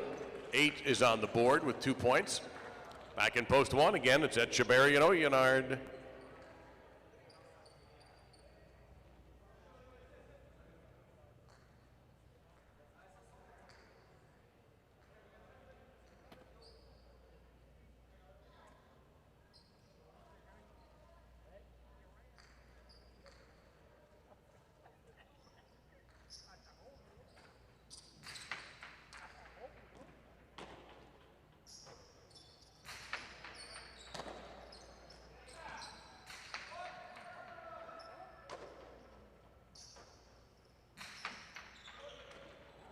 And a catch made there by Suleika.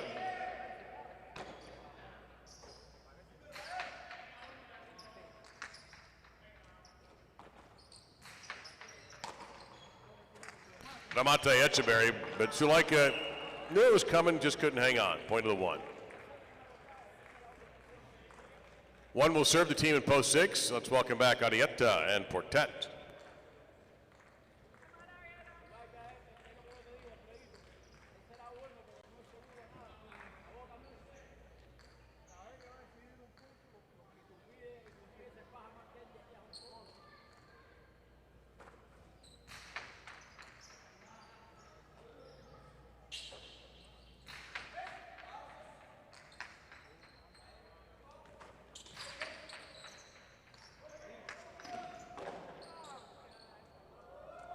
Incredibly, that save made it.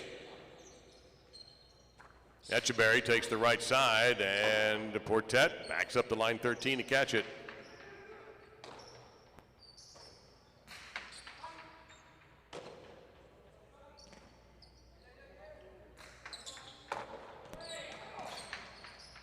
Etcheberry with a well-placed costado, and Portet again saves it. Oyenard trying to crank a heavy left side, and it was tipped. Point of the 1.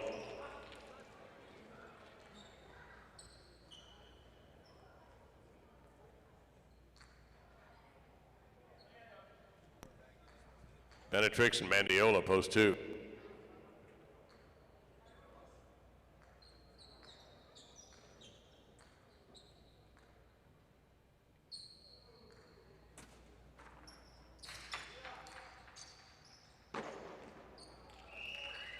One scores. Now post 4, Marutia and Mency.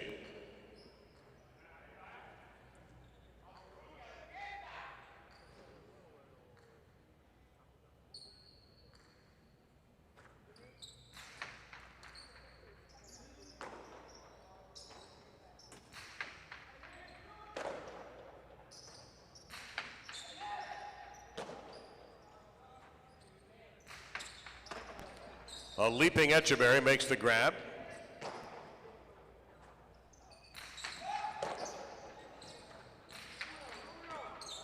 Catch there by Rutia.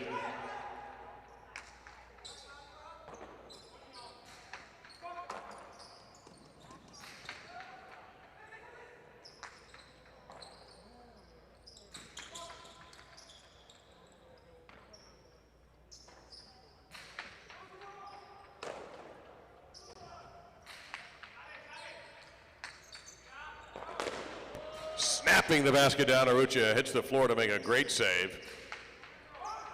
Oyenard's going to make him do it again. Oyenard on the run. Karam from the back quarter, caught in the wood. Now, will he be caught getting up too far? Around the world we go on the right side by Arucha, point to 4.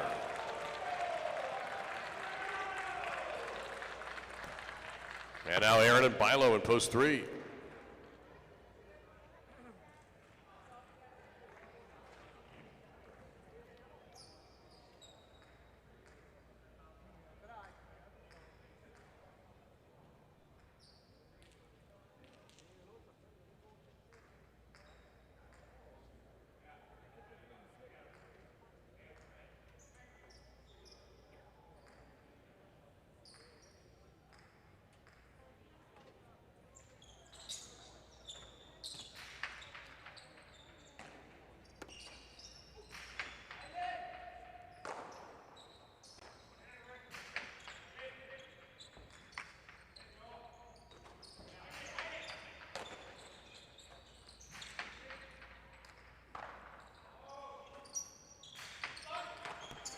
That is tipped, point to 3. Now possible game point for Aaron and Bilo in post number 3. Here's Uresti and Arta, post 7.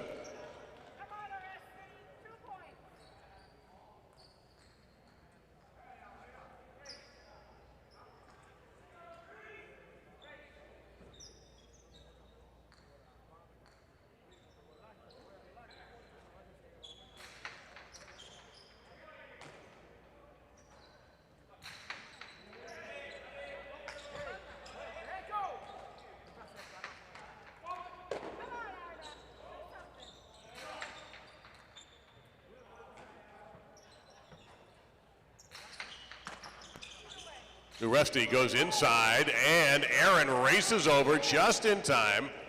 Arta stabs the right side. Great catch of the shoes. Outside placement, caught. 2 walls open, caught.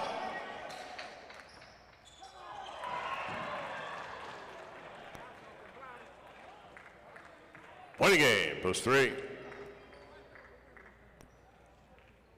Finishing second, the 1. Now 5 and 8 to finish out the game for 3rd and 4th place.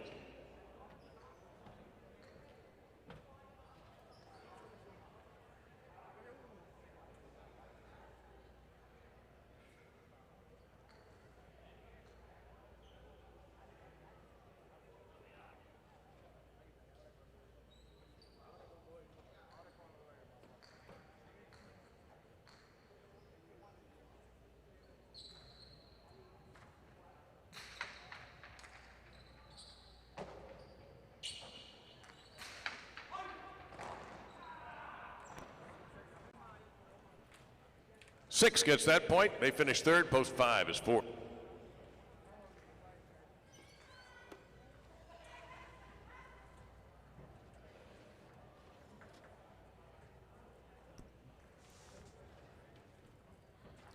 Aaron and Bilo win game 4 in post 3 at Echeverry and Oyenard. 2nd in post 1, Adieta Portet 3rd post 6. Iturbide and Urbieta, they take the 4th spot in post number 5.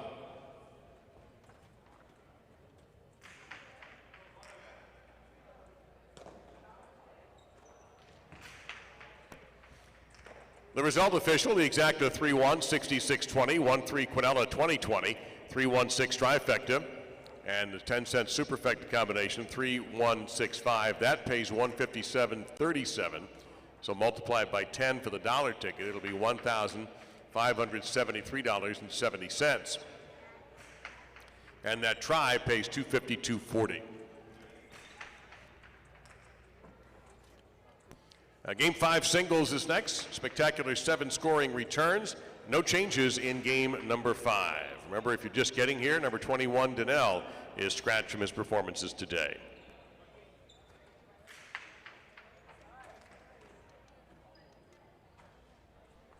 All right, YouTubers. So you got the long conversation about why we're not playing any music that anything from Taylor Swift to Elvis Presley to all points in between, as ZZ Top would say. I wanted to talk a little bit about LaDouche and Atine because I have an irrational like for this team. Yeah, me too. This I is think my everybody upset does. squad. Yeah. I'm going to say right now that I'm going to take the chalk and go Zuleika and Mancy. I just think they're the class of the field, and when you play as many points these guys will have to play, class should usually tell. Yes. But I don't know how many people who are with us right now saw the ending of yesterday's performance with LaDouche in singles, coming back with no points, and it was like watching an Emeril Lagasse infomercial. It was bam, bam, bam, bam. Yeah. He just dominated Yes. those points, every one of them. He didn't, nobody lost a point. He took them, and it was so impressive and so powerful. And Atine, we both think is fabulous, and for whatever that's worth, if I say it. But I really like this group. It's not a knock on either Benetrix or Urbieta. Benetrix they're both terrific, but that's my TCU right there. Yeah, I have them too. I think that, Urbieta is very talented, very familiar with this court. I told you between games when I first started working here in 2009, he had just gotten here the season before. as a teenager. He was my favorite player. I used to call him Spunky. I thought he was a very animated player at that time. Now, obviously, he's a little older. He's just over 30 years old, but still, he's not a 17-year-old player anymore. Yeah, he's a kid still. But yeah, I think Benetrix is going to be the difference. He's gonna try real hard. He's gonna play real good. But I think that he is just a hair overmatched by Leduc, just a hair. All right, now the final matchup is Vicente Bailo, the number 2 seed, the number 7 seed, Arruti and Mandiola. You and I were talking. I've become a big Mandiola fan. Yeah. He's an intense, business-like guy out there who happens to also throw it fairly hard. But Bailo is, I think, as steady a player as you've got. Yeah. Back there and front court, but. Guy almost never makes a bad mistake. He catches everything pretty much, throws it decently. The front court battle is a good one. Vicente, who I knew nothing about, I don't think anybody here had seen him before, is super impressive. I have to favor them, but I think Arruti and Mandiola will fight him like hell. Yeah, Mandiola, with the exception of Atine, I think Mandiola is the prototype backcourter. He's a big, strong kid. He throws hard with both sides. When you need him just to keep the point alive, that's what he'll do. Sometimes you see him try to snap off a carom or a cortada from the middle of the court. So he could be aggressive too, but I think that, prototypically what you want in a backcourter is a guy who just stays back the 11-12 line and catches the ball and keeps the front quarter in the game. And he's definitely good at that. Arrutia, I got a funny story about Arrutia. Arrutia is a guy that he's been sending me messages probably since 2018-19. Every season or before the season, he'll send me a message saying, hey, I'd love to come out and play. If you have a spot, I'd love to be a part of the roster. And, again, very little opportunity back then, so I really couldn't bring him. So now he's here, and he's having a great time, and he's made it into this, top 8 into the bracket. But the other day I was looking at the ages, and he's 21 years old. Damn. And another guy, Lalu, which has been sending me messages for a few years also, he's 26 or 27, so I thought they were around the same age. Crazy. I had no idea, or I probably had an idea, but I didn't realize that he was only 21 years old. So I'm going to go ahead and take Vicente and Bailo here just because Vicente has been the sleeper for me, and he's a guy that he's been in the top 2 or 3 the whole time. Yep. And very quietly, again, not very animated, very quiet guy, on and off the court, by the way. And he's got Bailo. And, again, I've seen Bailo play in a couple of partidos here back in the Fall Challenge. And win or lose, he just gives it everything he's got. And, he also has a great attitude. He's very steady, normally what I like to see in a highlight player is when they walk into the room after the game, I don't want to be able to tell if they won or lost. Okay. I don't want to see them too happy. I don't want to see them pouting. I just want to see a steady mentality at all times. And I think Bailo's that guy. Bailo's a guy that he's just happy to be here and happy to play. And, he gives it everything he's got. So I'm going to go with Vicente and Bailo there. And just to round it all off, because that takes us into the semifinals, your sleeper team, Leduc and Atine, are going to have a tough time with Vicente and Bailo. No question about it. But they are set up very nicely to go to the finals against Zuleika and Mansi if they could take out Iturbide and Oyanard. That's kind of what I think is going to happen. Now, what happens if, who knows, we're weeks away from that. God forbid somebody gets hurt. And it is a big what if, and you don't like the what if games. Right. But well, there's a bunch of what ifs for guys who didn't make it. Arrieta, the timing of his knee injury was terrible. He missed games. He didn't finish that far out. In fact, we were at a point last night, you and I were talking on our phones, that he was in a position, if he had won the last 2 games and he had a game point in Game 8, he controlled his destiny. Yeah. If he goes win-win, none of the other guys, Goanaga or Echeverry, could beat him. Right. Because they were finished, and he had a game point, he didn't win it, and that was all. The funny thing is, you called me, and I'm in the cage, and everybody's sitting there, so I'm talking real low. But Arrieta had his count in his mind, so he knew what was going on. So. Yeah, I felt badly for him, but it's just luck does play a part in these things. And he and I both are on the same page that his health and him making it through the end of the season is much more important than anything else. We still have a month to go. We don't finish this out until January 29th. All right, let's get Game 5 out, see who wins. We go back to spectacular 7 scoring in a singles match. Shula will serve in the red of post 1. Lalu will receive in the blue of post 2.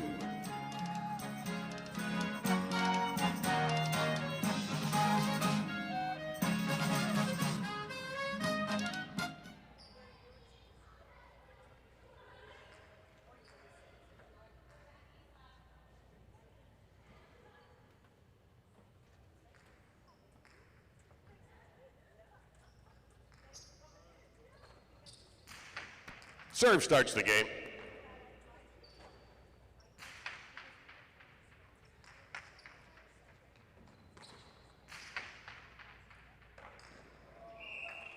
And the initial point goes to post number 1. Here's Goenaga in the white of post 3.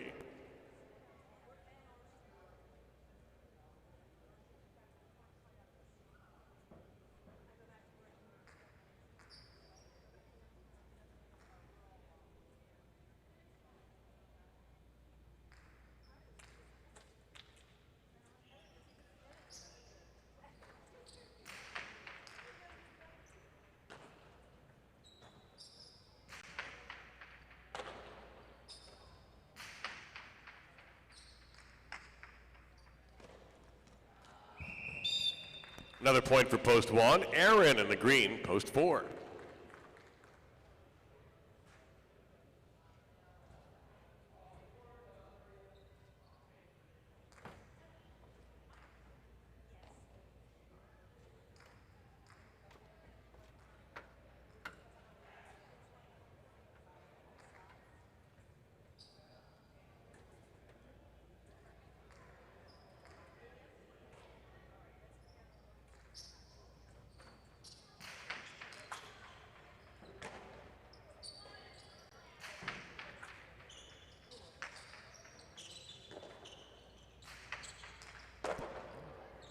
Tejada off that high bounce catch by Aaron, and it's effective, point to 4.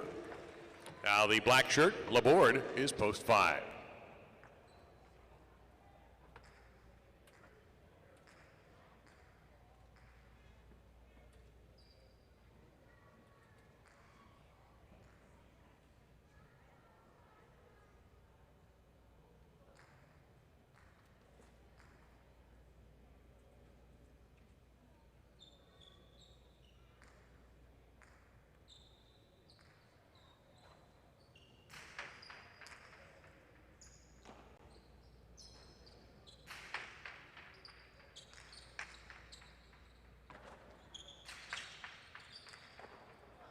Point 4.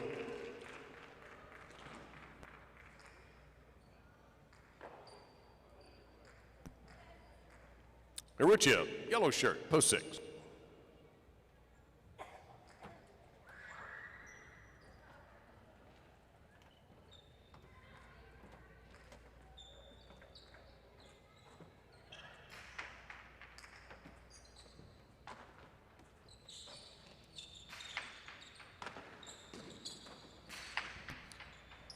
Big shot there by Aaron on the left side. Point to 4. Portet in the brown, post 7.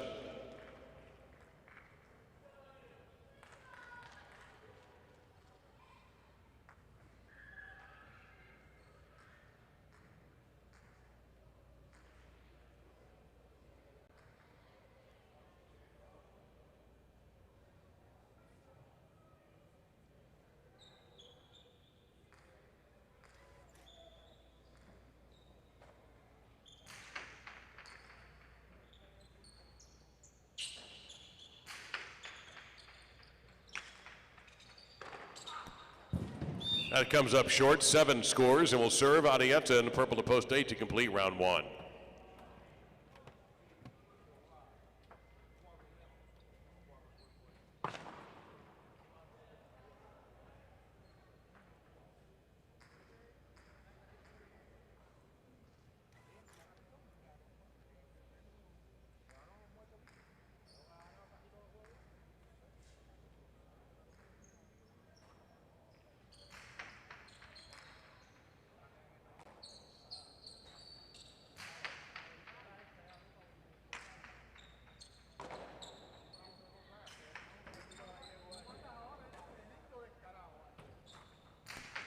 Arrieta looking for a chick-chack.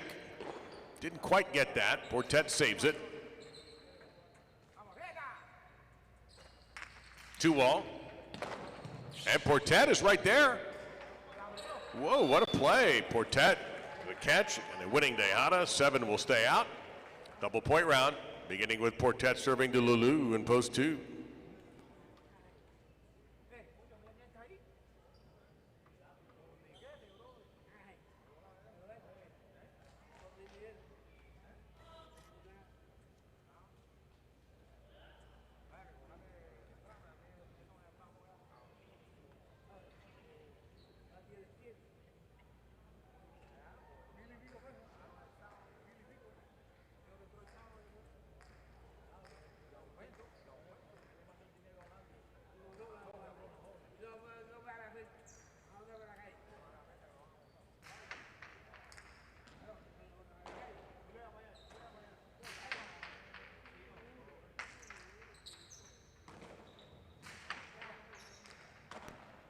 Terrific catch there by Lulu.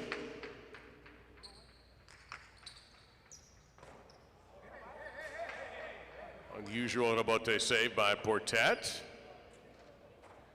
Lulu going after that, and point 2.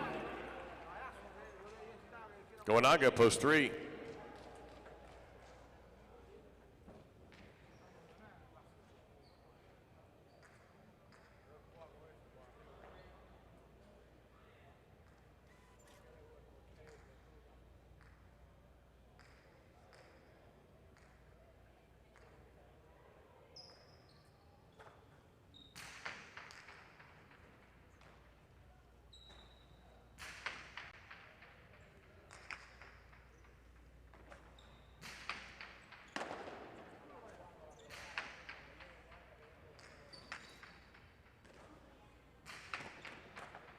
Great catch, Goanaga, right there at the ankles. Lulu saves it, and it's a big bounce, point 2. This is post 1, Suleika.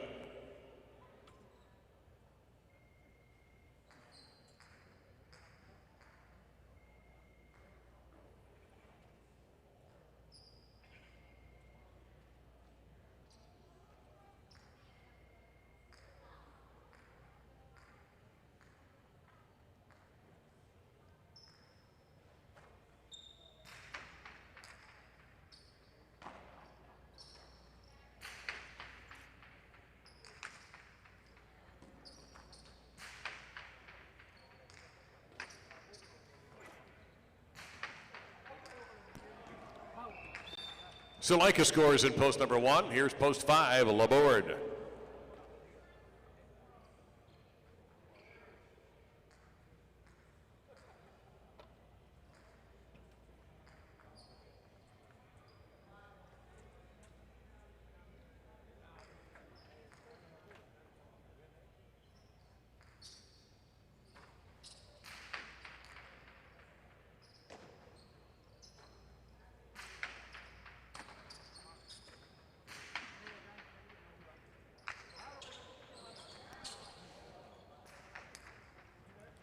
Suleika gets there just in time. But the shot misses, so point goes to 5. Now Arrutia, post 6.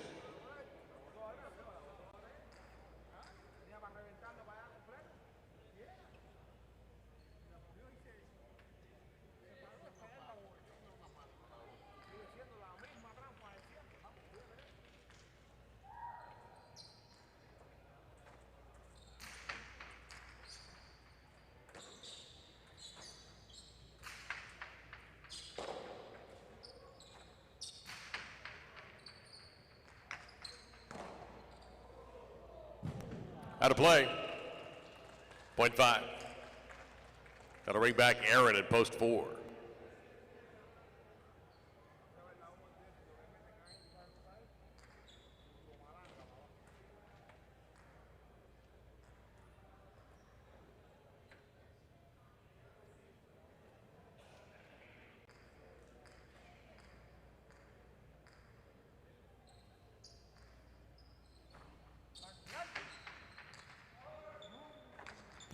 It's an ace.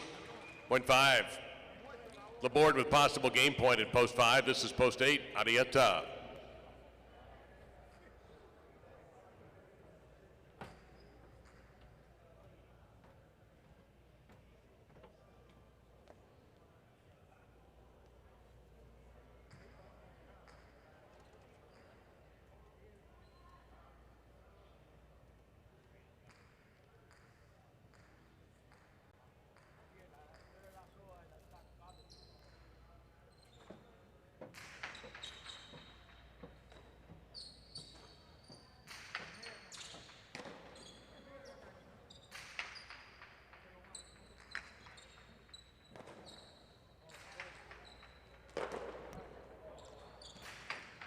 The board looking for the win.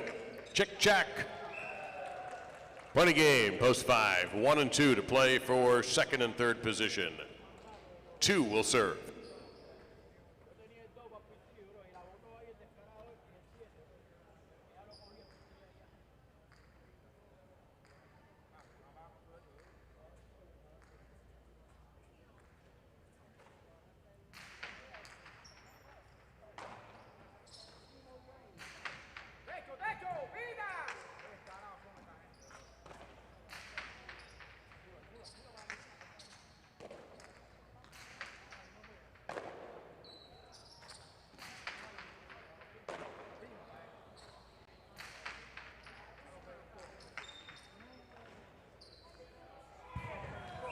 Point of the 1 for the place 2 shows.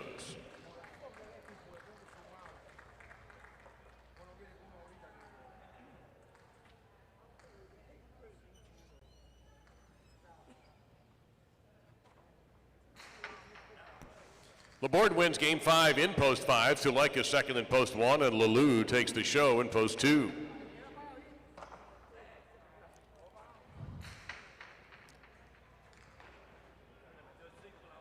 5-1 exacta, 69-20, 1-5 Quinella, 27-40, 5-1-2 trifecta for $2, 737.80, and pick 3, 335, $1,662. Game 6 features another pick 3. And the only change you have to make in game number 6 is take out Donnell as the substitute, and a tie in the second will be the substitute. No changes in posts 1 through 8. If we need a backcourt sub, it will be a tie in the second. Got about 6 minutes until game 6. Good luck.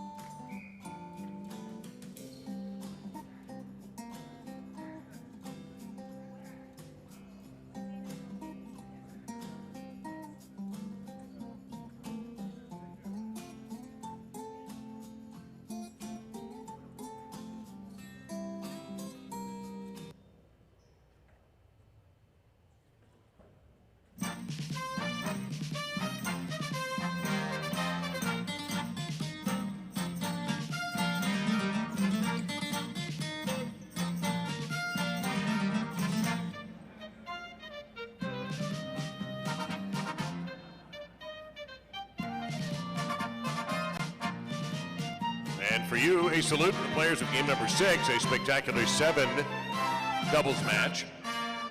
And the beginning of our second pick 3. Ladusha and Laborde, they will serve in the red at post number 1 and the blue at post number 2, Sulaika and Bilo.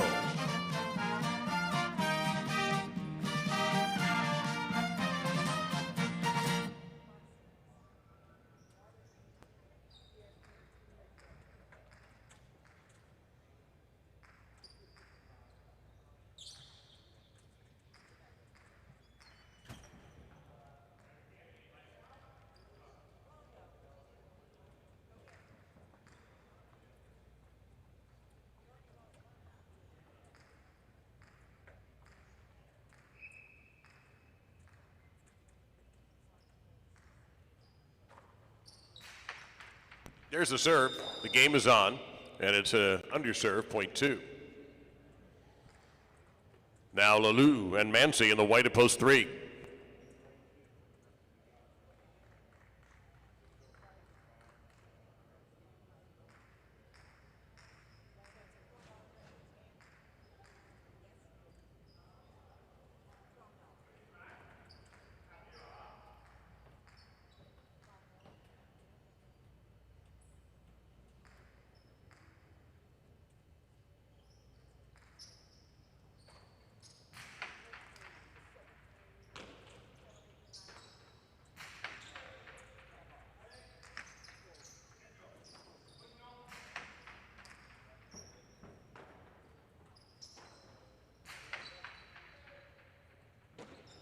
Great catch there in the backcourt from Bilo. And a terrific one also from Lalu. He fires a shot at Cortada that Zulaika was in perfect position to handle. Left side won't come out that far. Now the Rabote save, however. Zulaika placed the Cortada just in the right spot. Point to 2. Now Vicente and Oyenard, they're teamed in the green, post 4.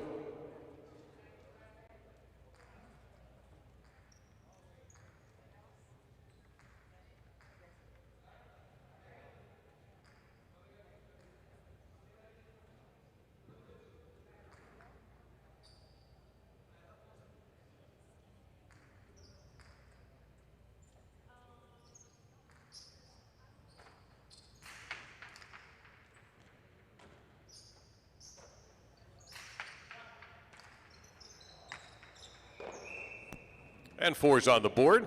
Arietta and Mandiola in the black at post 5.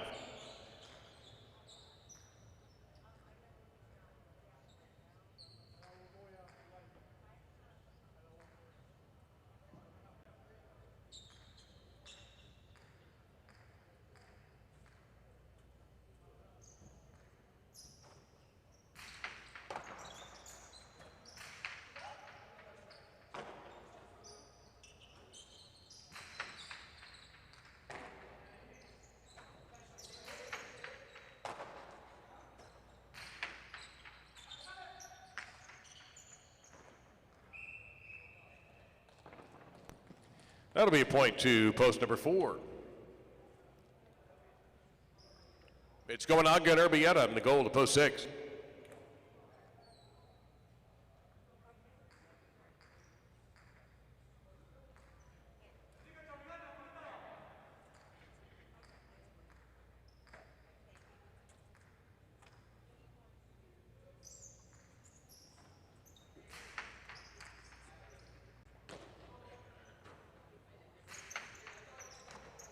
Good catch there by Vicente.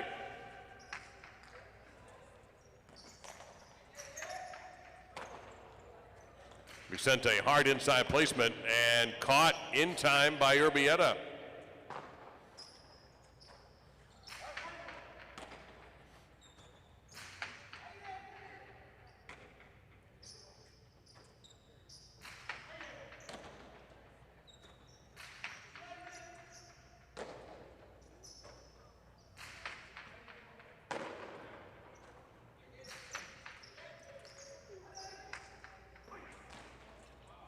Kept alive by Oyenard.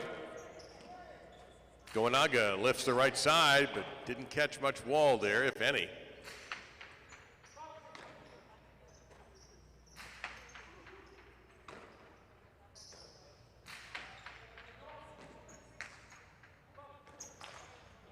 Point to 4.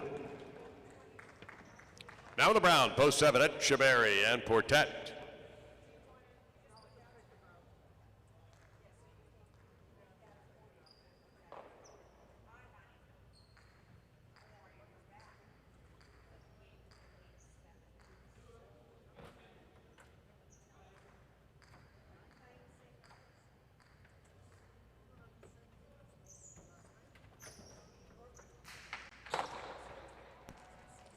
Placement by Etcheberry is just right. Point to 7. Now in the purple, this is the post A team of Oresti and Arta to complete the single point round.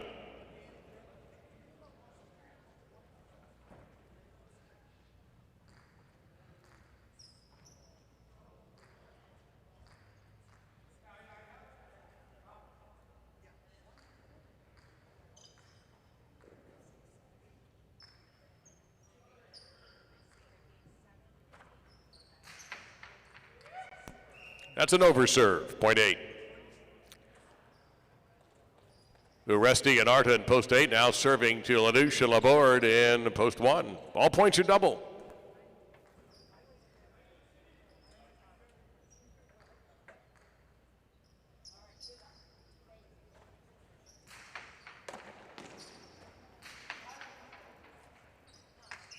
That's too high along the wall. Too high, point 8. Now post 3, Lalou and Mancy.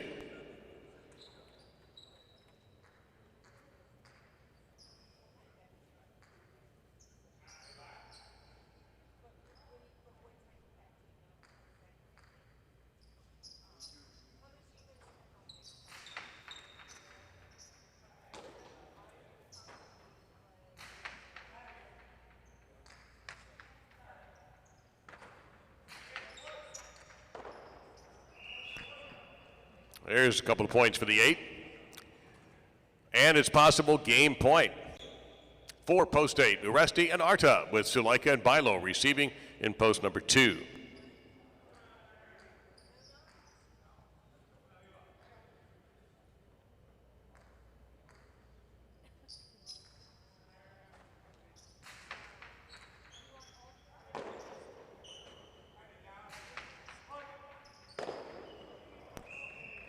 Point to 2. Now the 5, Arietta and Mendiola.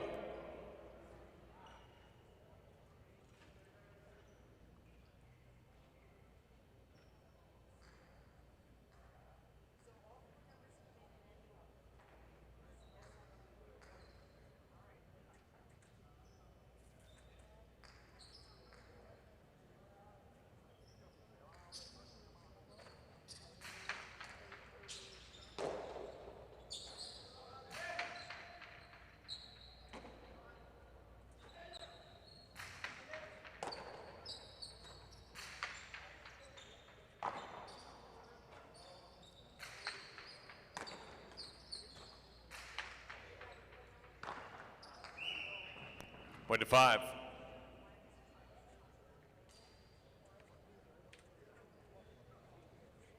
The 6 team is back. Goanaga and Urbieta.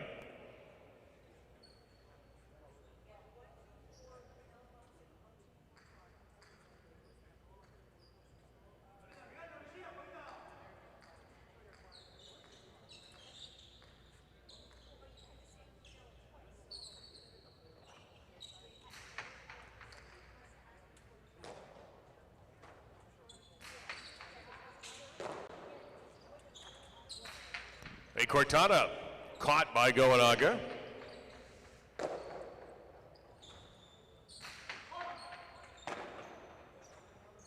Over the top, Urbieta with a big bounce. Mandiola with no room to hide.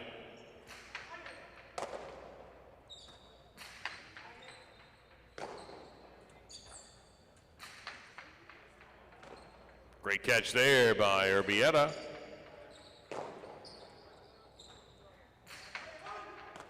Superb sidewall grab by Goanaga.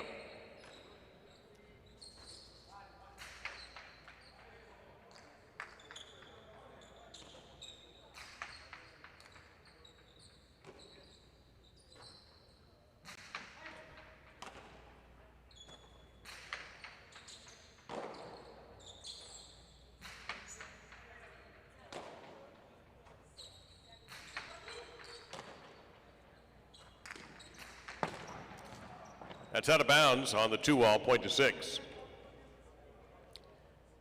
6 will serve to the team returning in post 4, Vicente and Oyenard.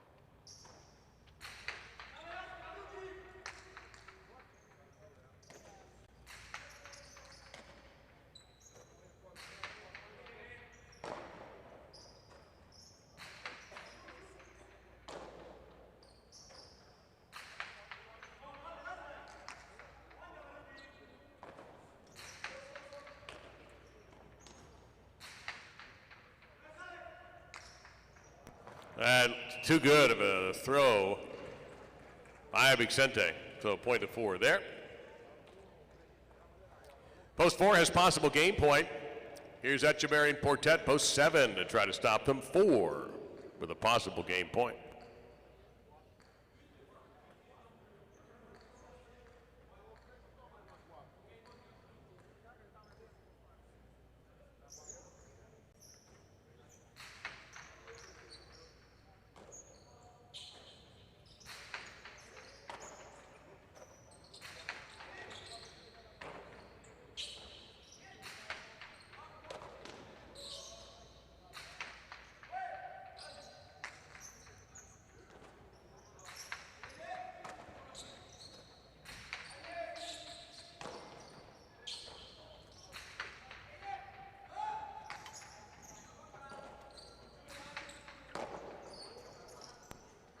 Placement by Echeverry.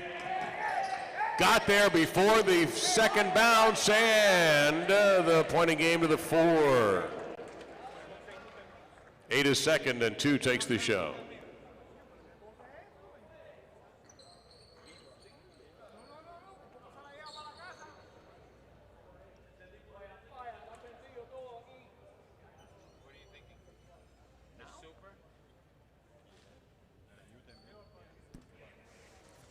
Game number 6 winners, Vicente and Oyenard at post 4, Uresti and Arta.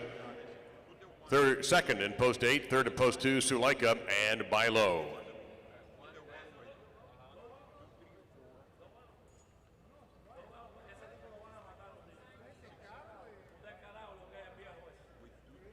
The 4-8 Exacta 154.80, the 4-8 Quinella 78.20, and 4-8-2 Trifecta 924.20.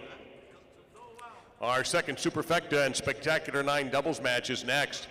And there is a change in post number 8. Scratch Danelle and put in number 44, Mandiola. So your new team is Lalou and Mandiola in post number 8 in Game 7. Game 7 involves the Superfectas, so 4th place is also at stake if you wish.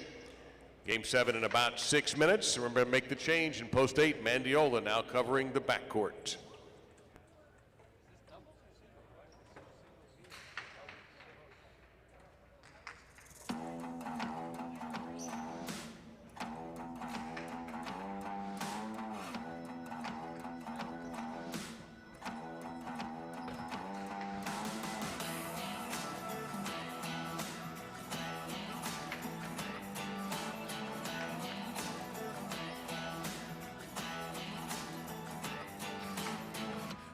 Waking up this morning, waking up before it's getting 9.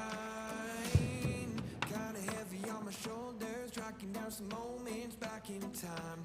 I could've swore that I was in it, down to every minute. Don't know what I was sipping, but I felt like I was doing fine. Oh my. Turns out that I just got a little bit south, just a little bit north of the Georgia line.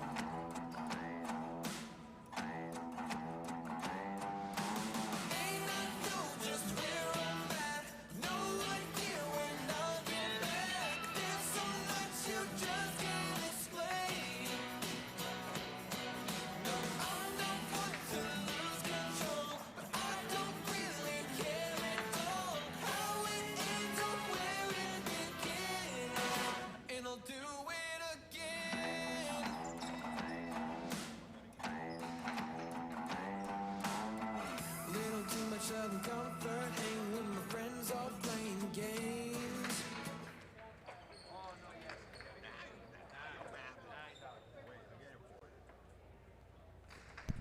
All right, we have Game 7 in a few minutes, about 5 minutes. We have broken down to levels past scientific the upcoming partidos. Don't forget, Thursday is the first one, and just to clear up any confusion, and I was, of course, joking around saying it felt like we were starting a new season today, but it's the regular season. It's Wednesday, Thursday, Friday nights, doubleheader Saturday, and the Sunday matinee. So none of that changes, and the first of the partidos will happen after Game 9.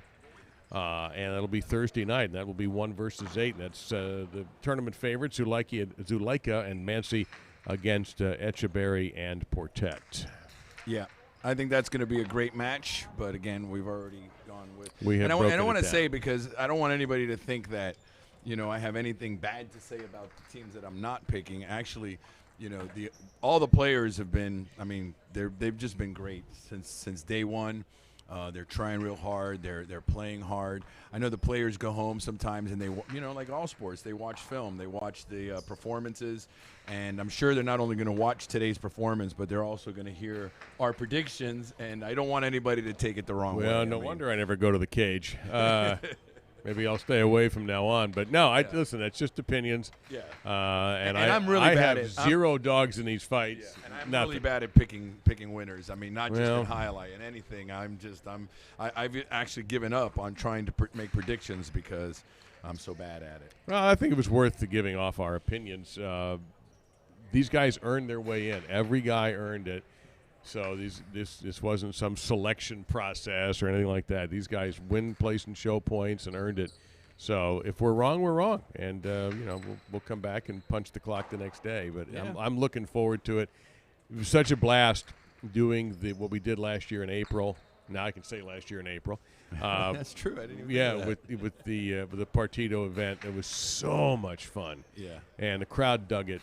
So I think those who have yet to see Partido play, I'm guessing in the chat room, probably everybody has. This is a pretty experienced group of High Life fans. But for the people, I almost pulled a Jim Nance and called at the Masters and called them patrons. For the people who are here in person who maybe have never seen it, a tourist, somebody who's always wanted to come, I think they're going to really love it because it's unpredictable, it's incredibly intense, and it's kind of like a pitcher's duel in that the tension rises with every throw. Yeah. One of the last series that we had, the Partido series, actually it might have been previous to last. It was a great match. It was Goichari, which is like a 19-year-old guy that I just, he literally fell on our laps. I was looking for a front quarter. I didn't know of anybody. Nobody was available. And I think it was Zuleika that said, hey, there's this young kid. He lives in Motrico. He's people are talking about him. He's got a blue passport. He doesn't need a visa. Hello. Why don't you see if he's interested in coming? And I was like, all right. So I rang him up, and he was willing and able to come. So anyways, long story short, he comes down here. He has a great debut. He starts playing really well. And in that fall challenge, he made it to the finals against Eric. And it was supposed to be him and Minte had scratched the first Partido or two, and Chasio had substituted for him. Last call for number 7, game number 7, and don't forget post 8, Mandiola in the backcourt now instead of Donnell. So it was Goichari and Chasio against Eric, and I believe it was Ledouche. And it was one of the best matches that I've seen here. It went to 14-14, and Eric caught a ball a little off balance. I think he clipped the side wall and threw it off the court, and the youngster won the game. But having said that, that was a great match, and I really enjoyed it. And that day, I wasn't sitting in the cage or up here. I was actually standing behind the audience in the crowd up against the big red wall there. And I was just looking down at the people enjoying the game and watching the game. And it was just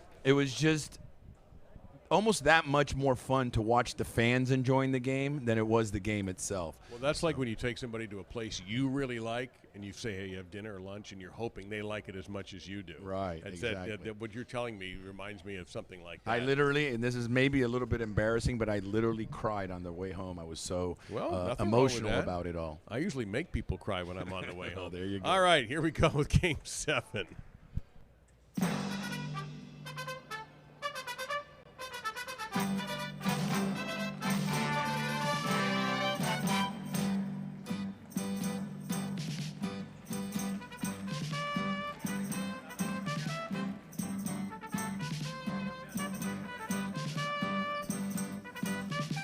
Players are lined up and ready for game number 7, a spectacular 9 doubles match with all points doubling at the end of the round. The superfecta is available in this game. Zulaika and Portet start things off with the serve, and the red shirts of post 1, the blue post 2. Goanaga and Arta await that serve.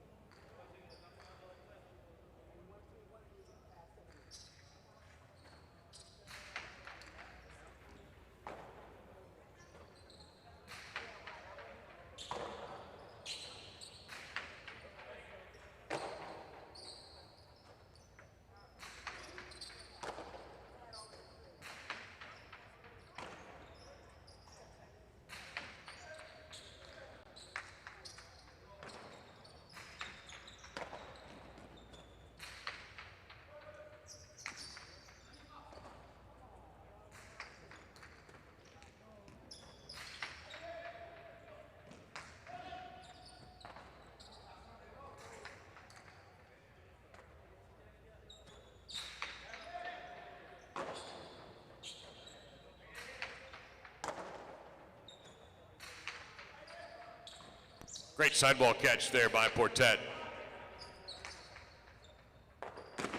And one will get the point. Now Benetrix, he's paired with Urbieta on the white of post 3.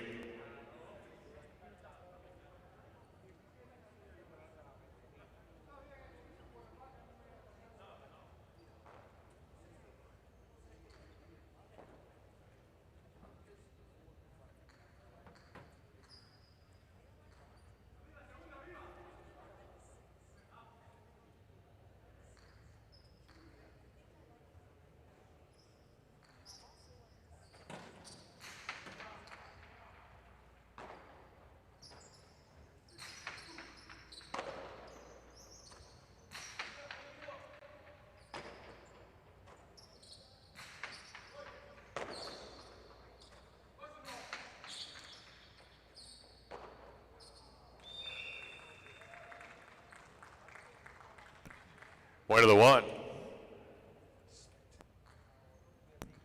Here's Arutia and a tying the second. Green shirts post 4.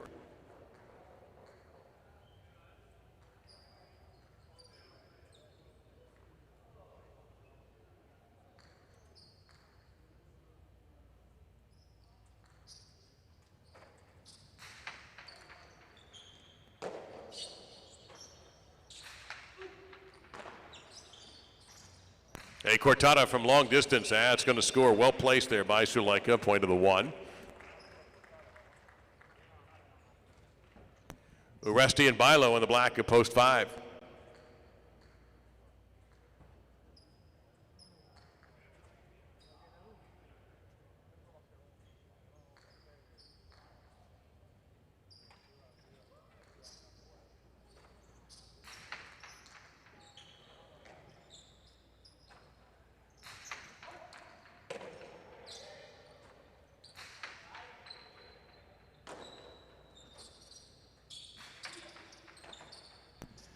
Zulaika off a great catch, rips a carom, it's caught. Uresti comes right back with his carom. Zulaika's save is literally unbelievable. And that last shot just too good by Uresti, point to the 5.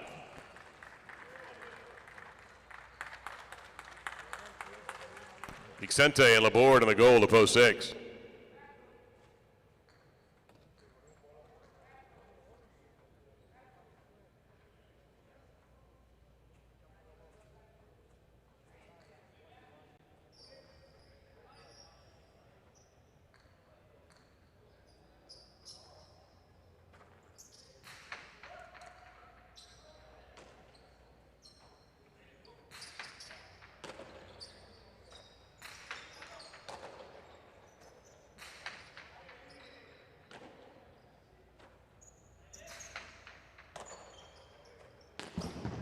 That's too low, point 5.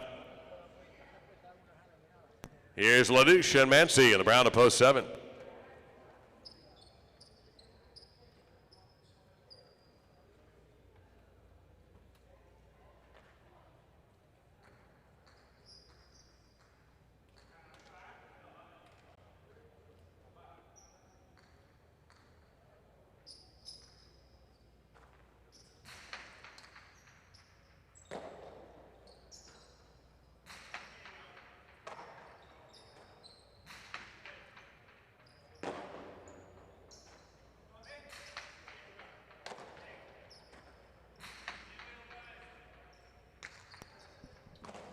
It's saved by LaDouche.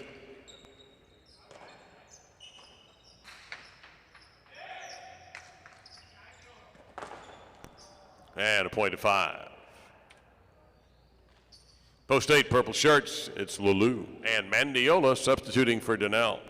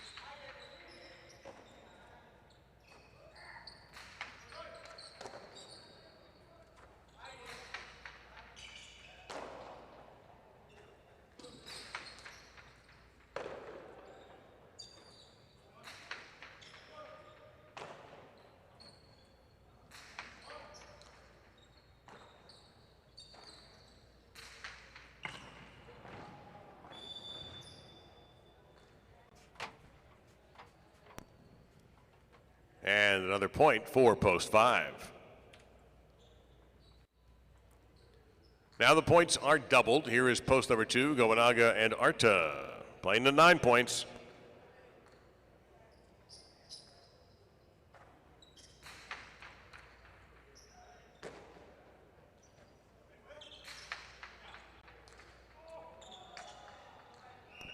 Point 2. And now post 3, it's Benatrix and Urbieta.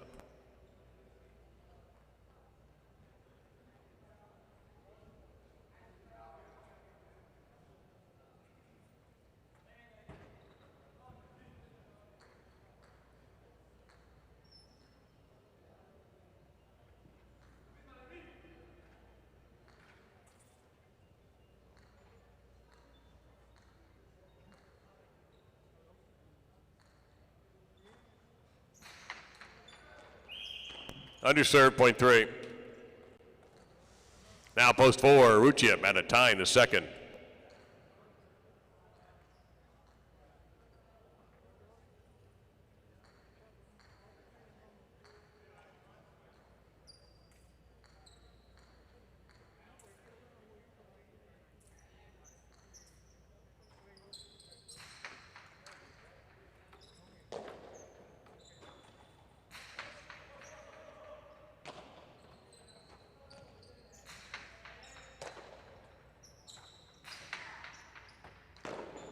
Point 4. Suleika and Portet, red shirts post 1, returning with 3 points.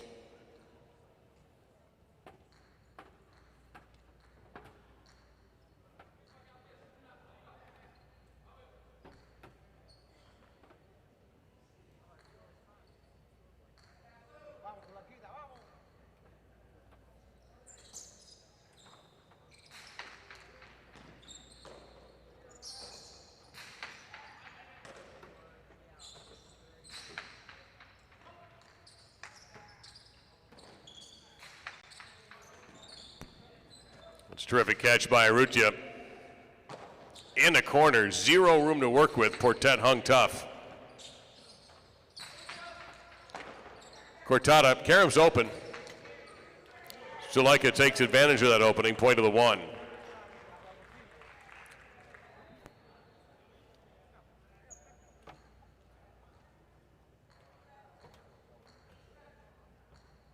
Vicente on the board, post 6.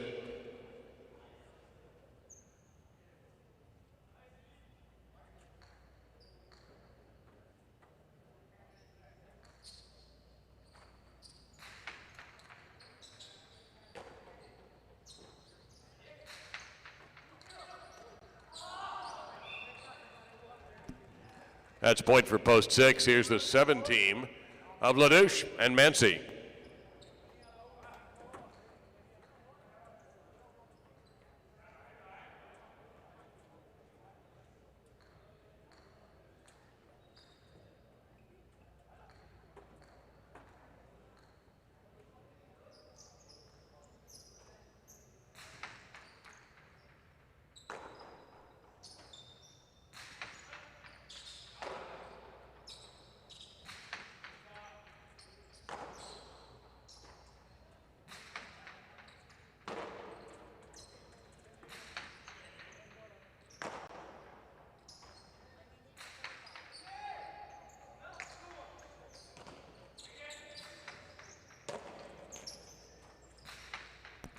Lifting right side by LaDouche.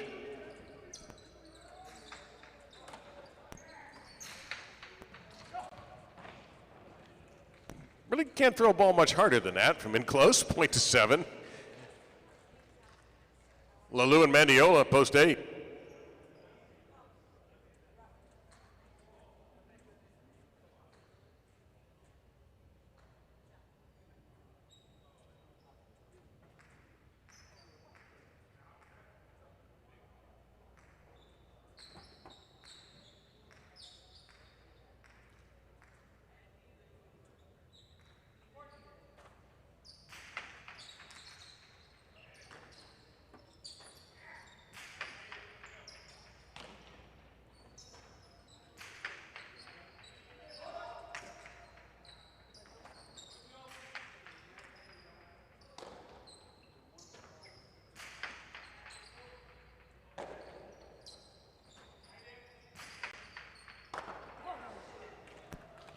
And that's going to be a double point for post number 8. Returning with 4 points in post number 5, it's the team of Uresti and Bilo.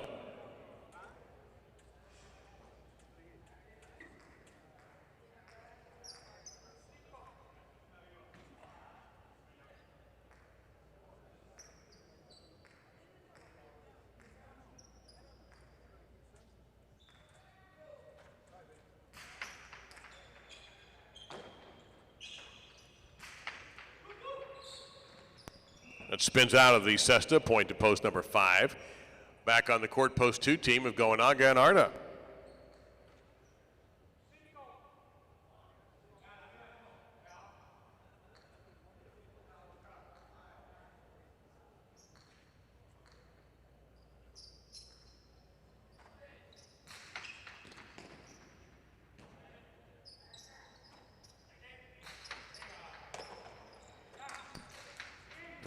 Winning Ramate that time by Uresti, point to the 5.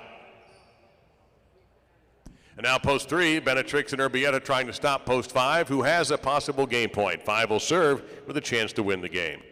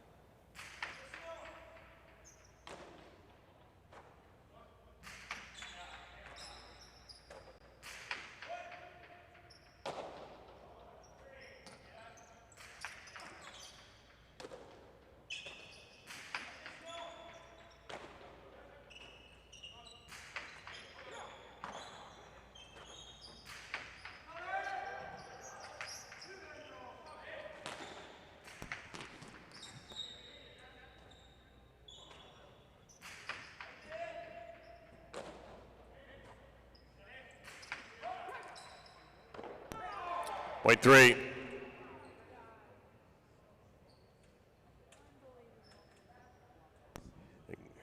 Now the 4, Rutia at a time.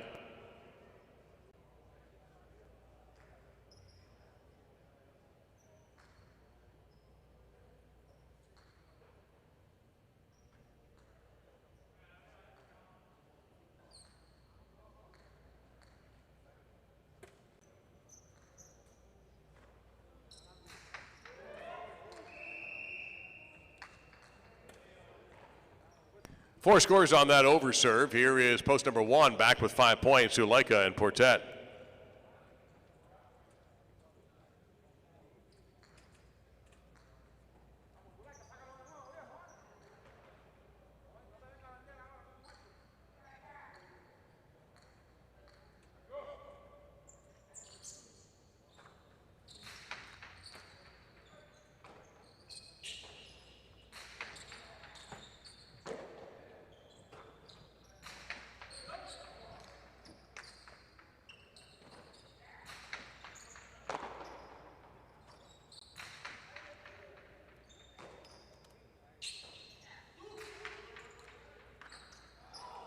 Point of the 1. And possible game point for Zuleika and Portet in post number 1. Here's the 6, Vicente and Laborde.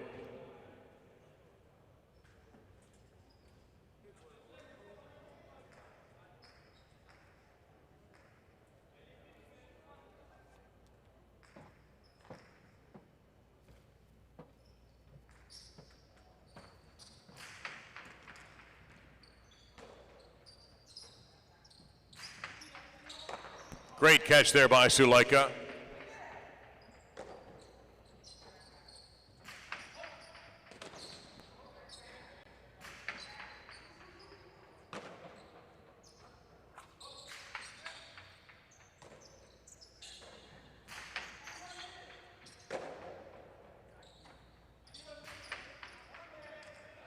On the run, Portet.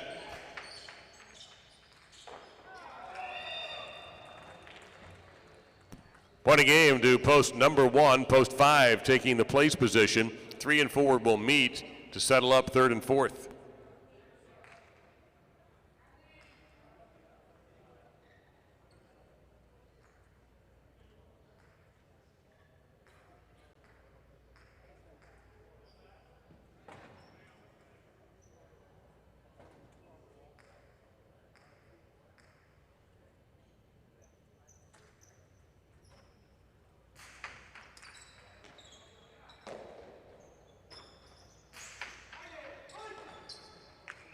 Point of the 4, they take the show, and post 3 is 4th.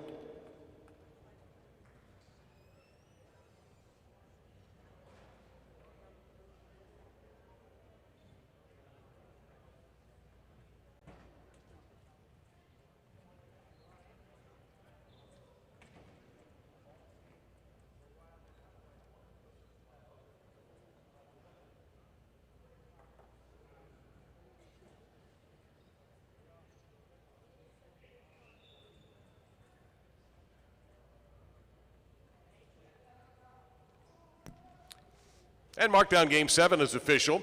Zuleika and Portet win it in post number 1. Uresti and Bailo are second in post number 5. Aruccia and Atine the second. Show in the 4, and the 3 is 4th. Benatrix and Urbieta. The Superfecta, $806.60 for a 1-5-4-3 combination. 1-5 Exacta, $46.40. A 1-5 Quinella, $27.80. And a 1-5-4 Trifecta, $385.40. We have 2 games left this afternoon in our New Year's Day matinee. And game number 8 starts our second daily double win play show. Quinella Exacta Trifecta betting also available on that game. Game 8, our last doubles game on January 1st, 2023, coming up in about 6 minutes.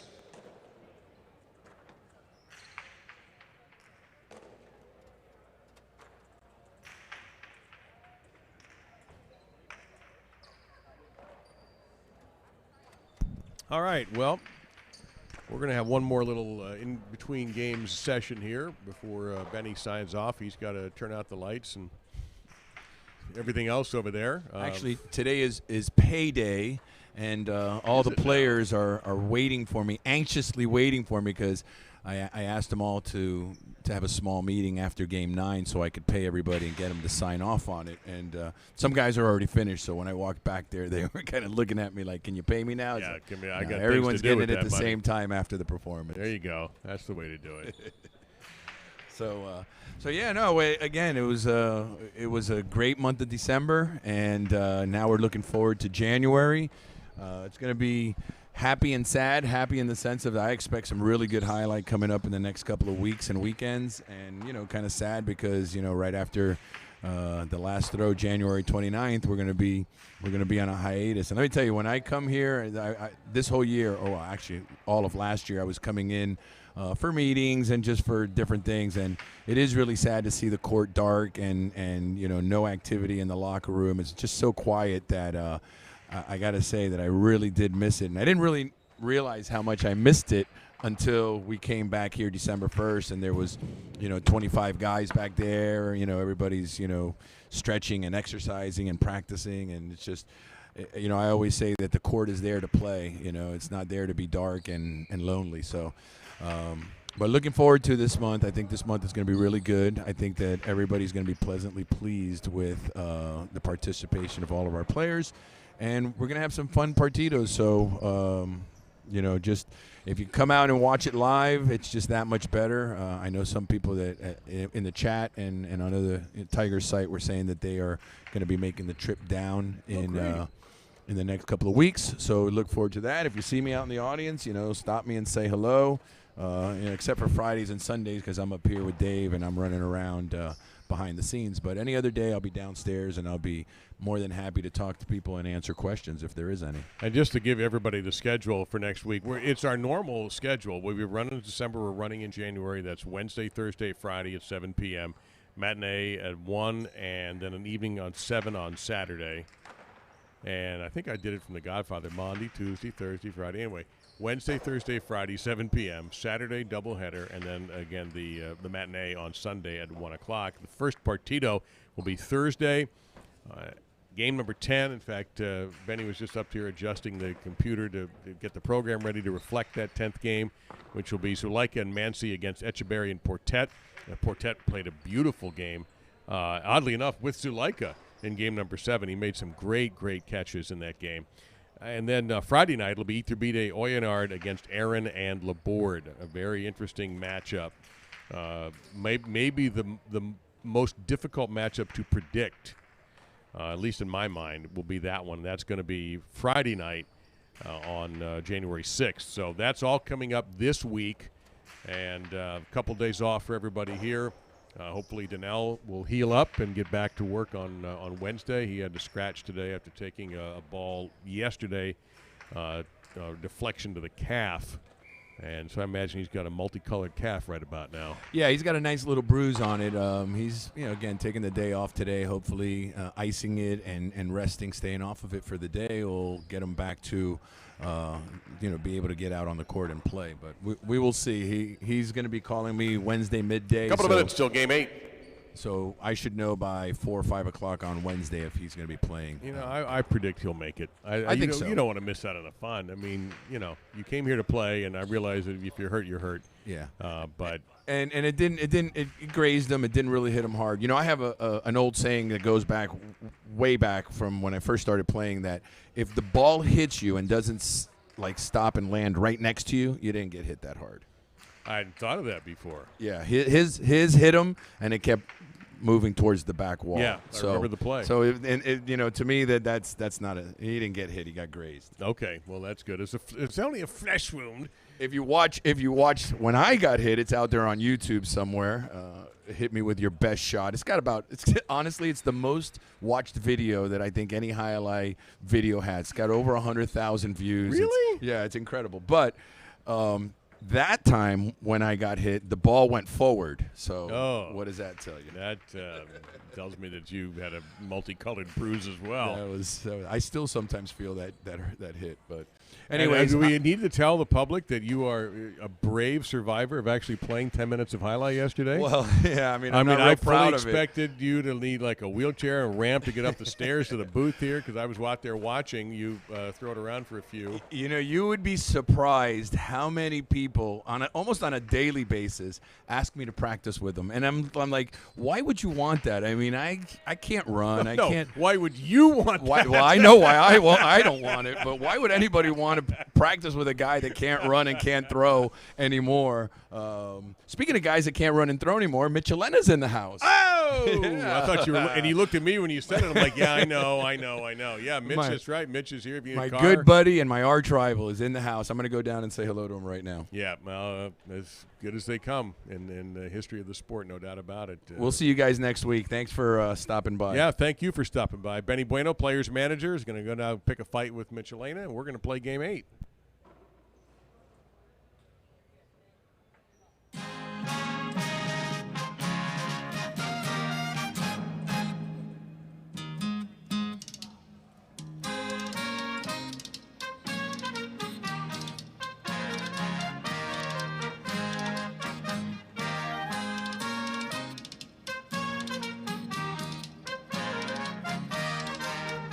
Here we go, game number 8. It is a spectacular 7 doubles match in the beginning of our second daily double. Etcheberry and Bilo in the red at post 1, serving Lulu and Mandiola. Blue shirts, post 2.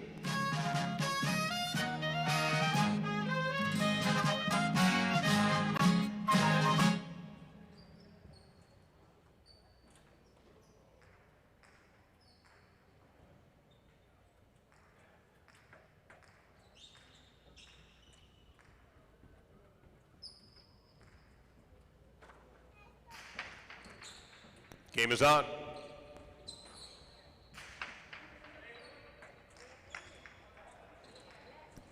And the first point to post number 2.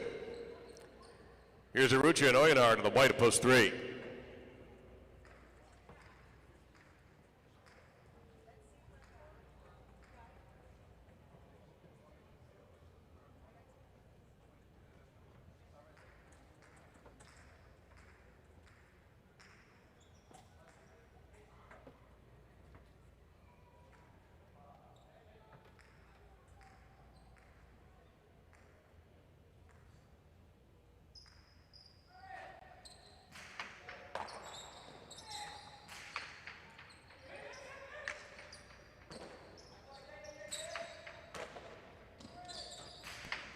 Hard right side, and well done there by Arucha, point to 3. Here's Etherbide and Mansi in the green, post number 4.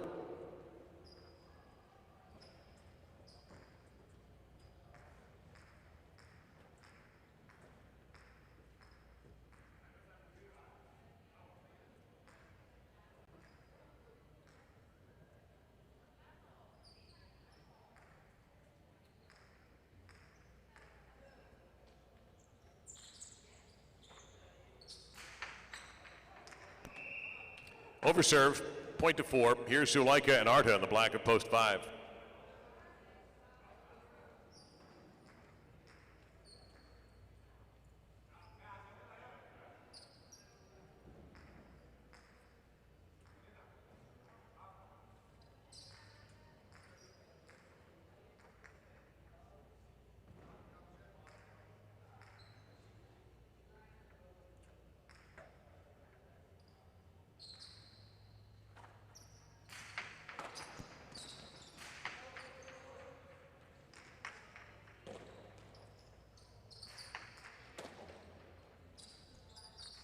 And Zuleika with a well-placed Tejada, point to the 5. Here's Ladich and Portet, gold shirts, post 6.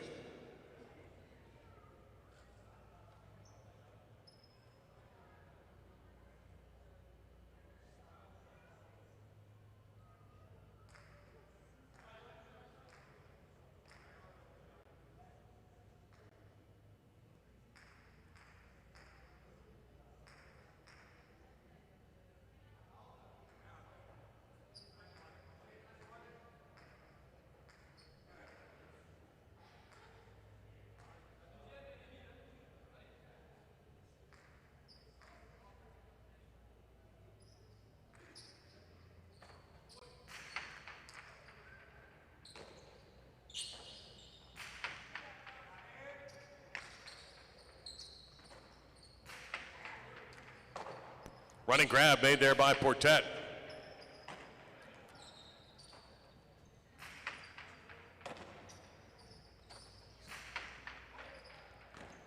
Arta with a terrific grab.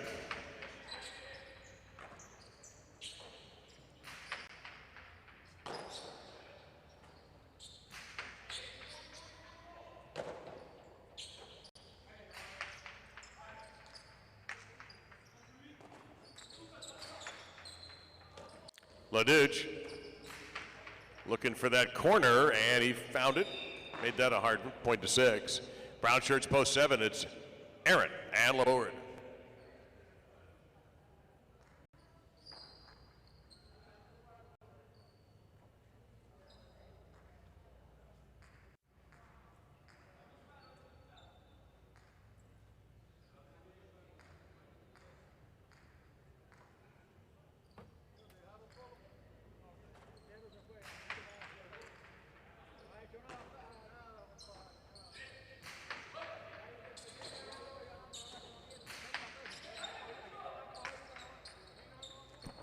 That just doesn't come out. 6 scores.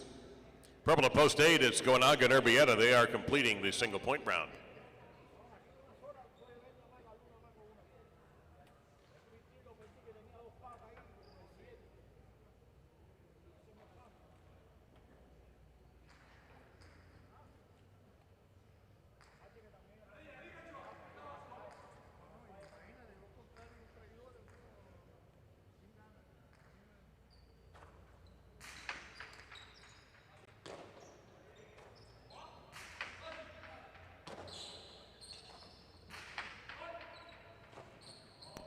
Terrific grab there by Urbieta.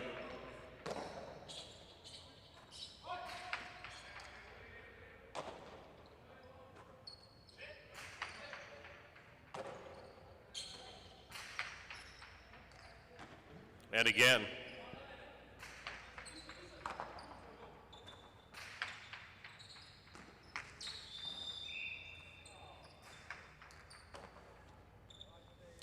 And that point will go to post number 6.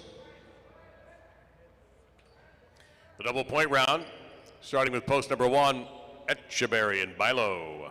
Points are doubled for the remainder of the game.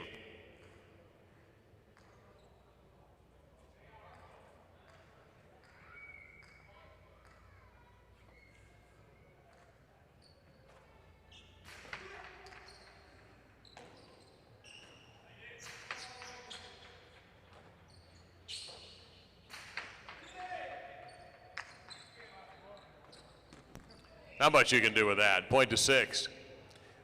Possible game point for LaDouche and Portet in post number 6. This is the 2, Lalou and Mendiola.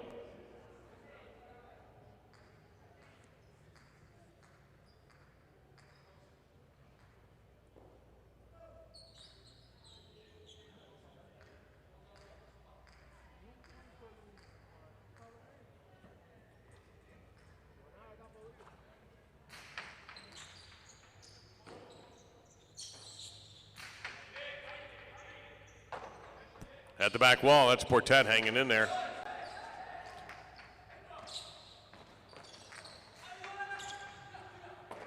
An unbelievable grab by LaDouche. Went up the screen, got the right side, got the winner, got the point of game for post number 6.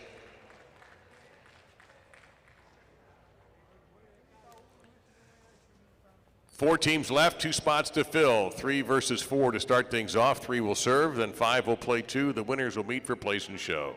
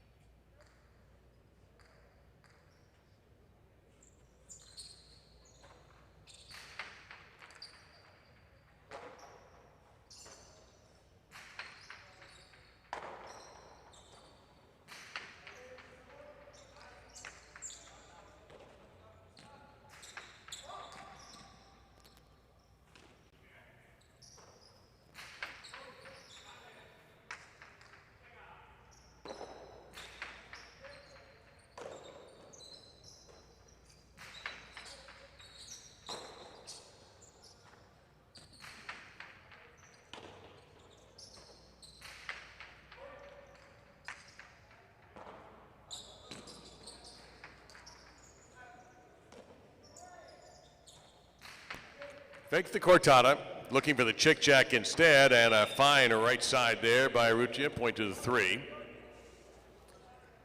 So 3 moves on, now 5 plays 2, 5 will serve.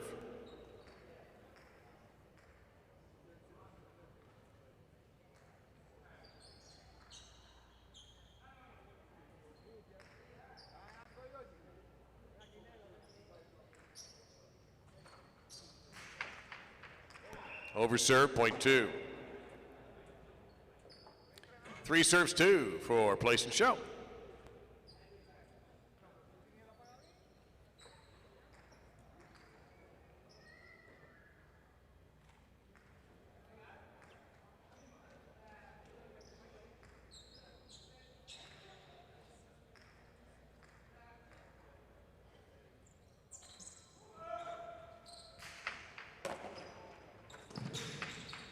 Costado by Lalou.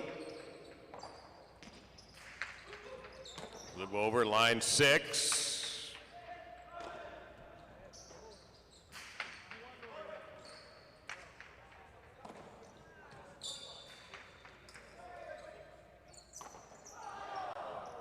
Point to the 2. They take second, 3 is third.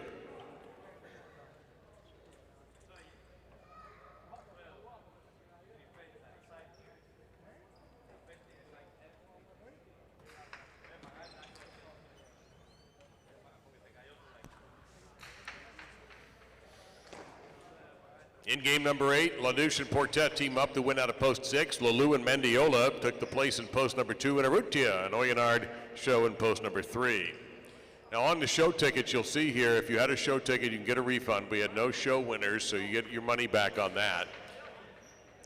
The 6-2 exacta, $95. 2-6 Quinella, $75.80. 6-2-3 trifecta for $2, $938.40. And a 4-1-6 pick 3 for $2, $334.80. First half of the second daily double, 6. Final game on January 1st is a spectacular 9 singles match. Again, the points are doubling, but this is a superfecta game. So the chance to win the superfecta is alive and well if you can figure out 4th place, either in a box or in a straight shot. No changes in game number 9. Good luck.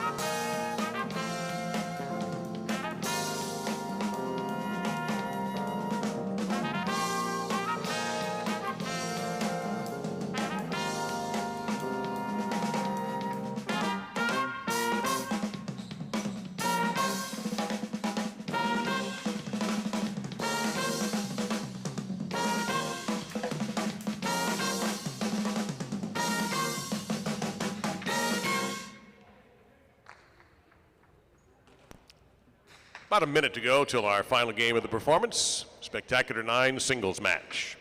Don't forget, Wednesday, Thursday, and Friday, 7 o'clock, we'll have performances.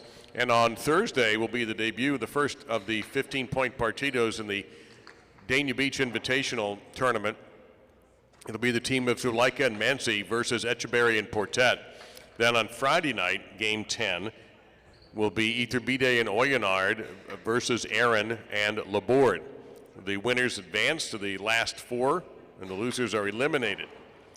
On January 12th, it'll be LaDouche and Atine II taking on Benetrix and Urbieta. And January 13th, Pixente and Bailo versus Arrutia and Mandiola. And then the winners will move on to the next round. That's all coming up starting on Thursday. Saturday, we will have our doubleheader, 1 o'clock and 7 o'clock, and then on Sunday, it'll be 1 o'clock again. About time to get Game 9 underway here in a moment.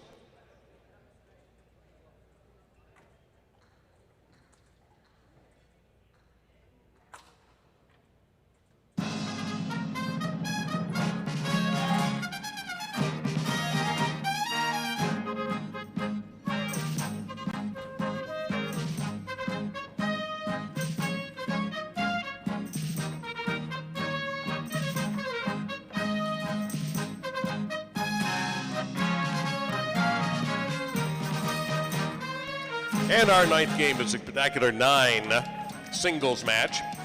It'll be Lulu in the red at post 1, serving to LaDouche in the blue at post number 2. Playing this one to 9 points. All points will double at the end of the first round.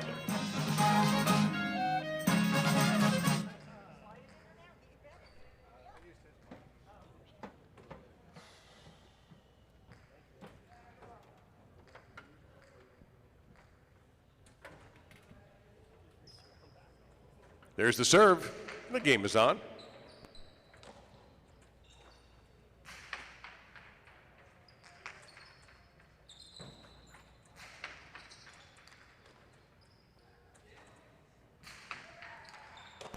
And a couple of wall climbs, one from each player.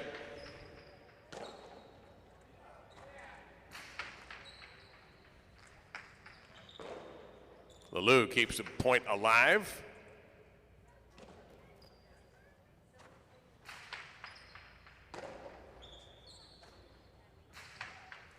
Big bounce, point 1.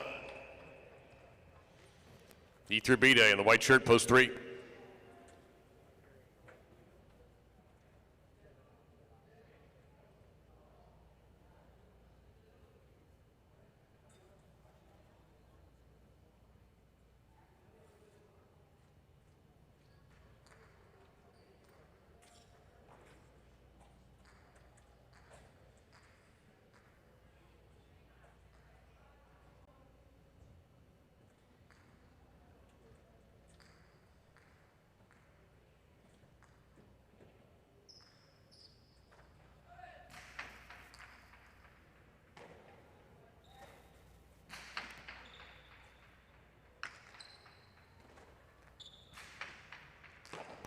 Scoop, beautifully done by Iturbide. Good looking right side. That'll be hard to save, but he saved it.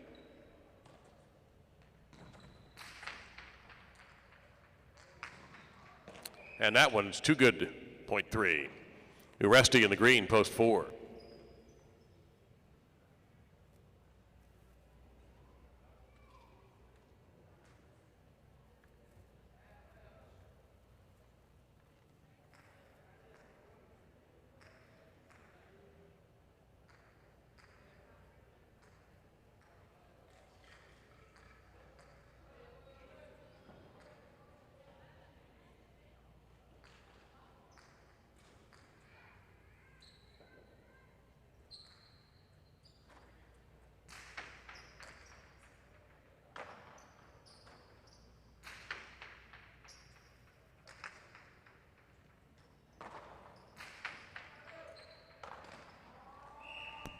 Point 3. As Vicente in the black at post 5.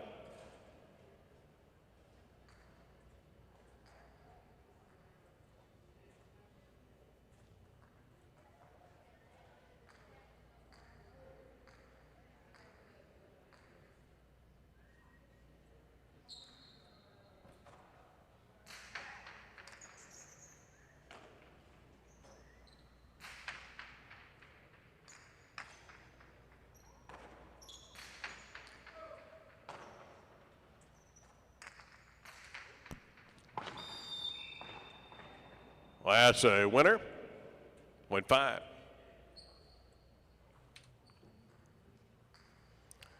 Here's Etcheberry in the goal to post 6.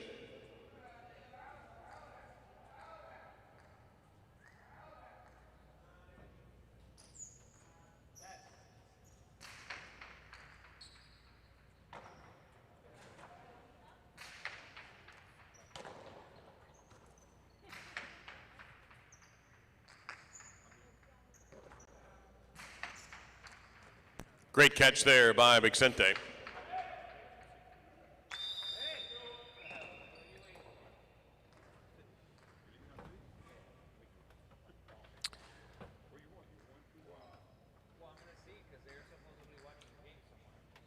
So 6. After that shot went out of play, serving 7, Laborde.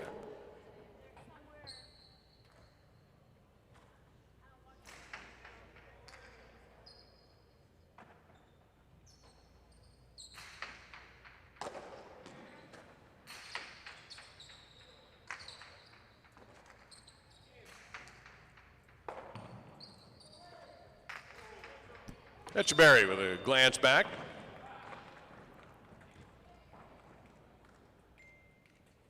And that'll be a point to the 6. Post 8 purple shirt completing the round, Gobanaga.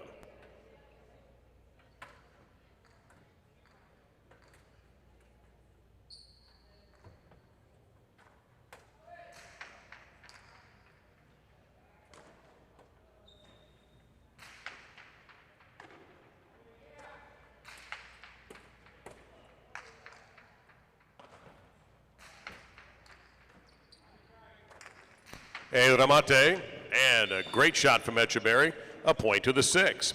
He'll turn the corner, beginning the double point round, serving de la Douche in post number 2.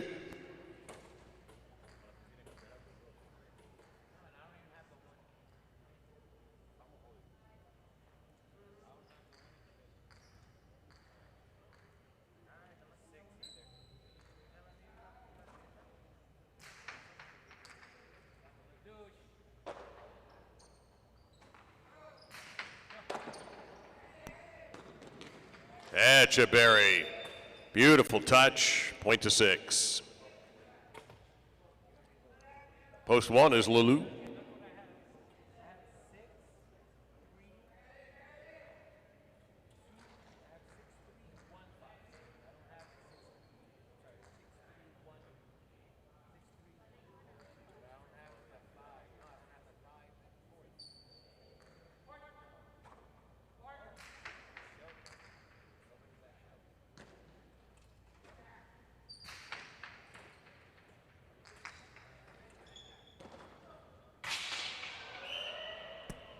Out of play, point of 1.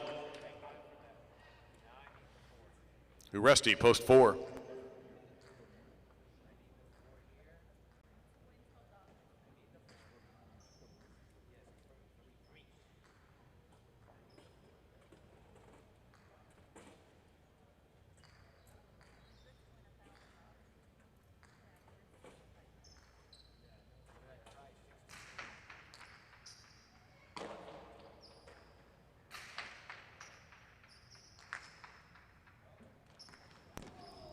And that's a couple points with a 4.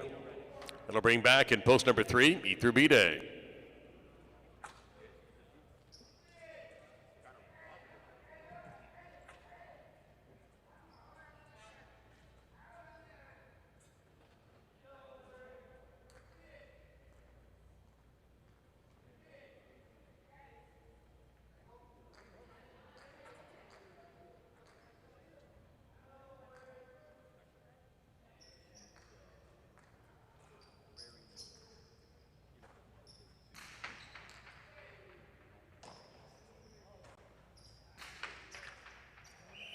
That's too high along the side wall. That'll be a point to post 4. Now post 5, it is Vicente.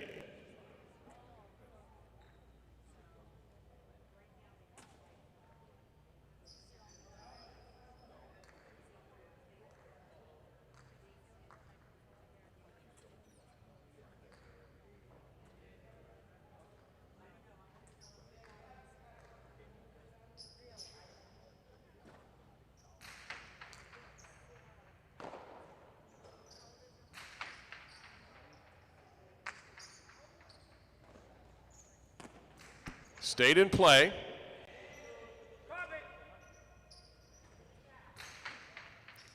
Vicente passes him into the backcourt, and that save, too high. Point 5. Now back in post 7, Laborde.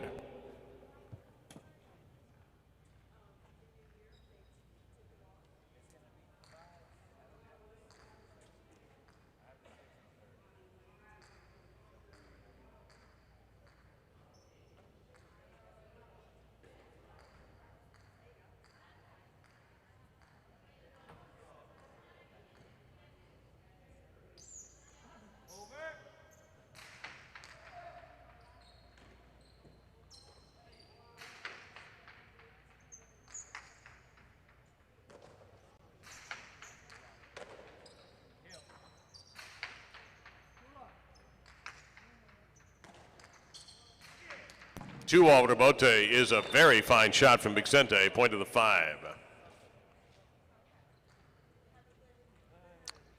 In post 8, here is Goanaga.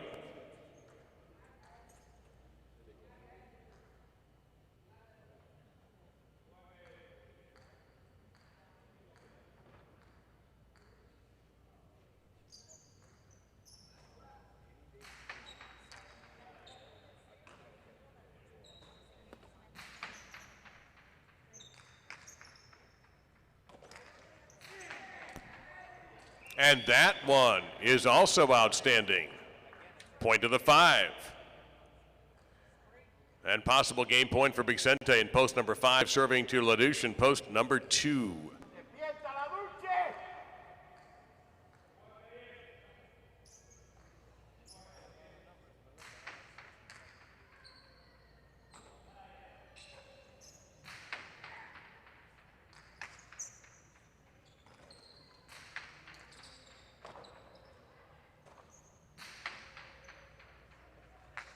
Shula. Point 2.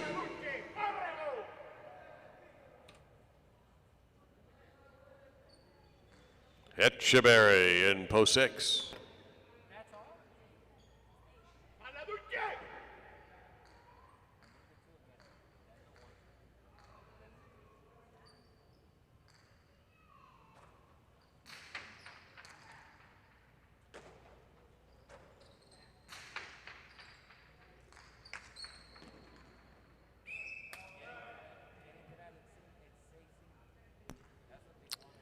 Point for 6.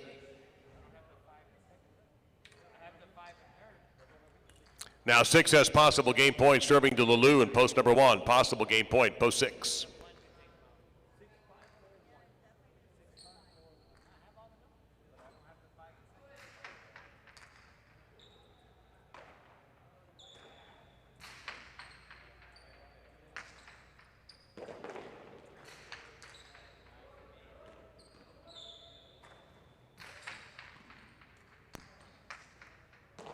Great court coverage that time by Etcheberry. Lelou, Karam, big bounce and spun out of the basket, point to 1.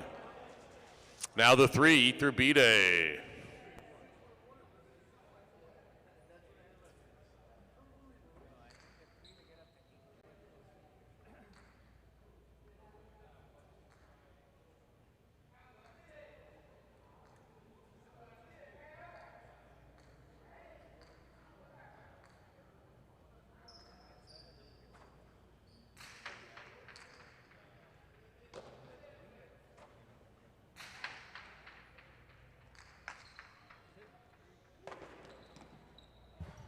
Didn't make it.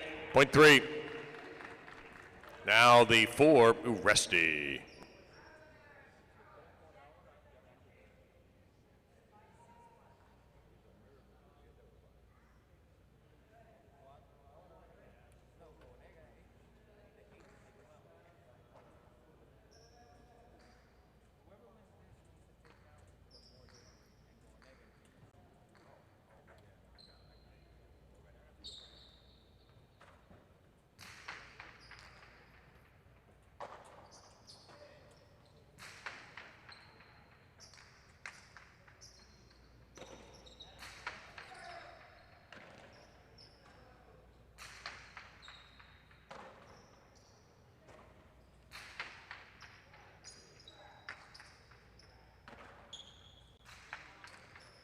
Big bounce on that shot by Oresti, point to the 4. Now 4 serving to the board in post number 7.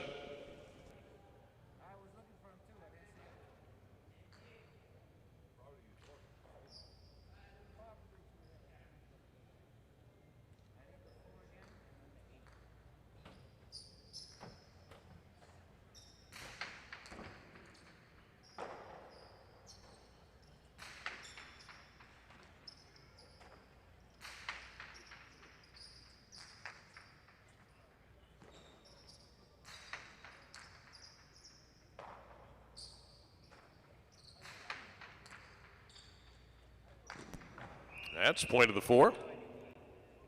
Now Oresti has possible game point in post 4. Here's Goanaga, post 8.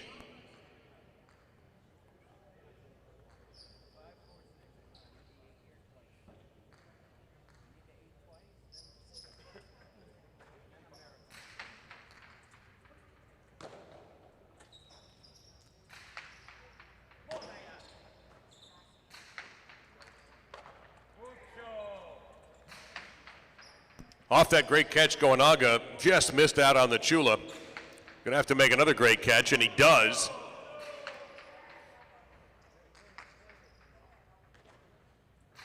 Again? Yep, right by the knees that time. Low left side, Oresti's in position. Tried to carry him, didn't work. And now Goanaga, powerful right side that'll come out. Oresti slams the rebote down the middle. Goanaga looking for that low right side, and Oresti saved it. Now Goanaga lifting that right side, and that's a chick-chack. Point to the 8. So back with possible game point, it's Pixente again in post 5. Possible game point for the 5.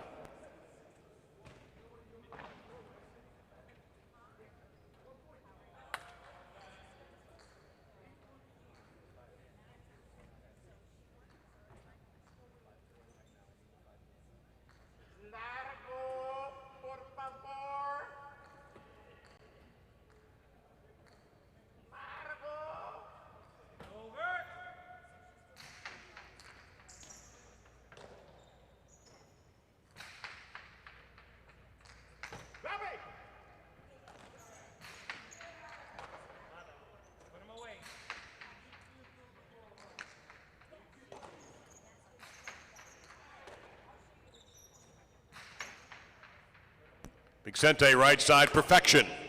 Point of game to the 5, 4 second, 6 third, 1 fourth.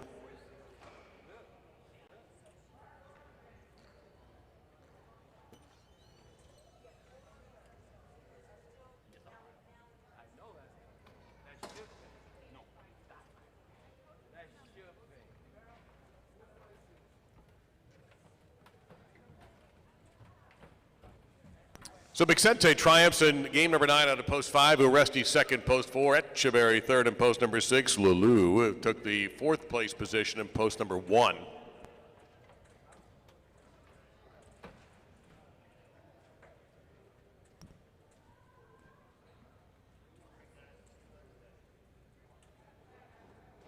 Again, if you had a show ticket, you'll be refunded. 5-4 exact, $112. 4-5 Quinella, $60. Trifecta 5-4-6, $2,168. 5-4-6-1 Superfecta, $2,548.50. And the daily double 6-5, $162. That'll conclude our performance today of the best in professional highlight here at the casino at Dania Beach and Dania Beach Highlight. Happy New Year once again. And we look forward to seeing you on Wednesday night at 7 p.m. And don't forget, on Thursday and Friday of this week, we will have our special partidos, the beginning of the Dania Beach Invitational. 15-point partido on Thursday, 15-point partido on Friday as a special 10th game with win betting available. We thank you again so very much for your support of the sport.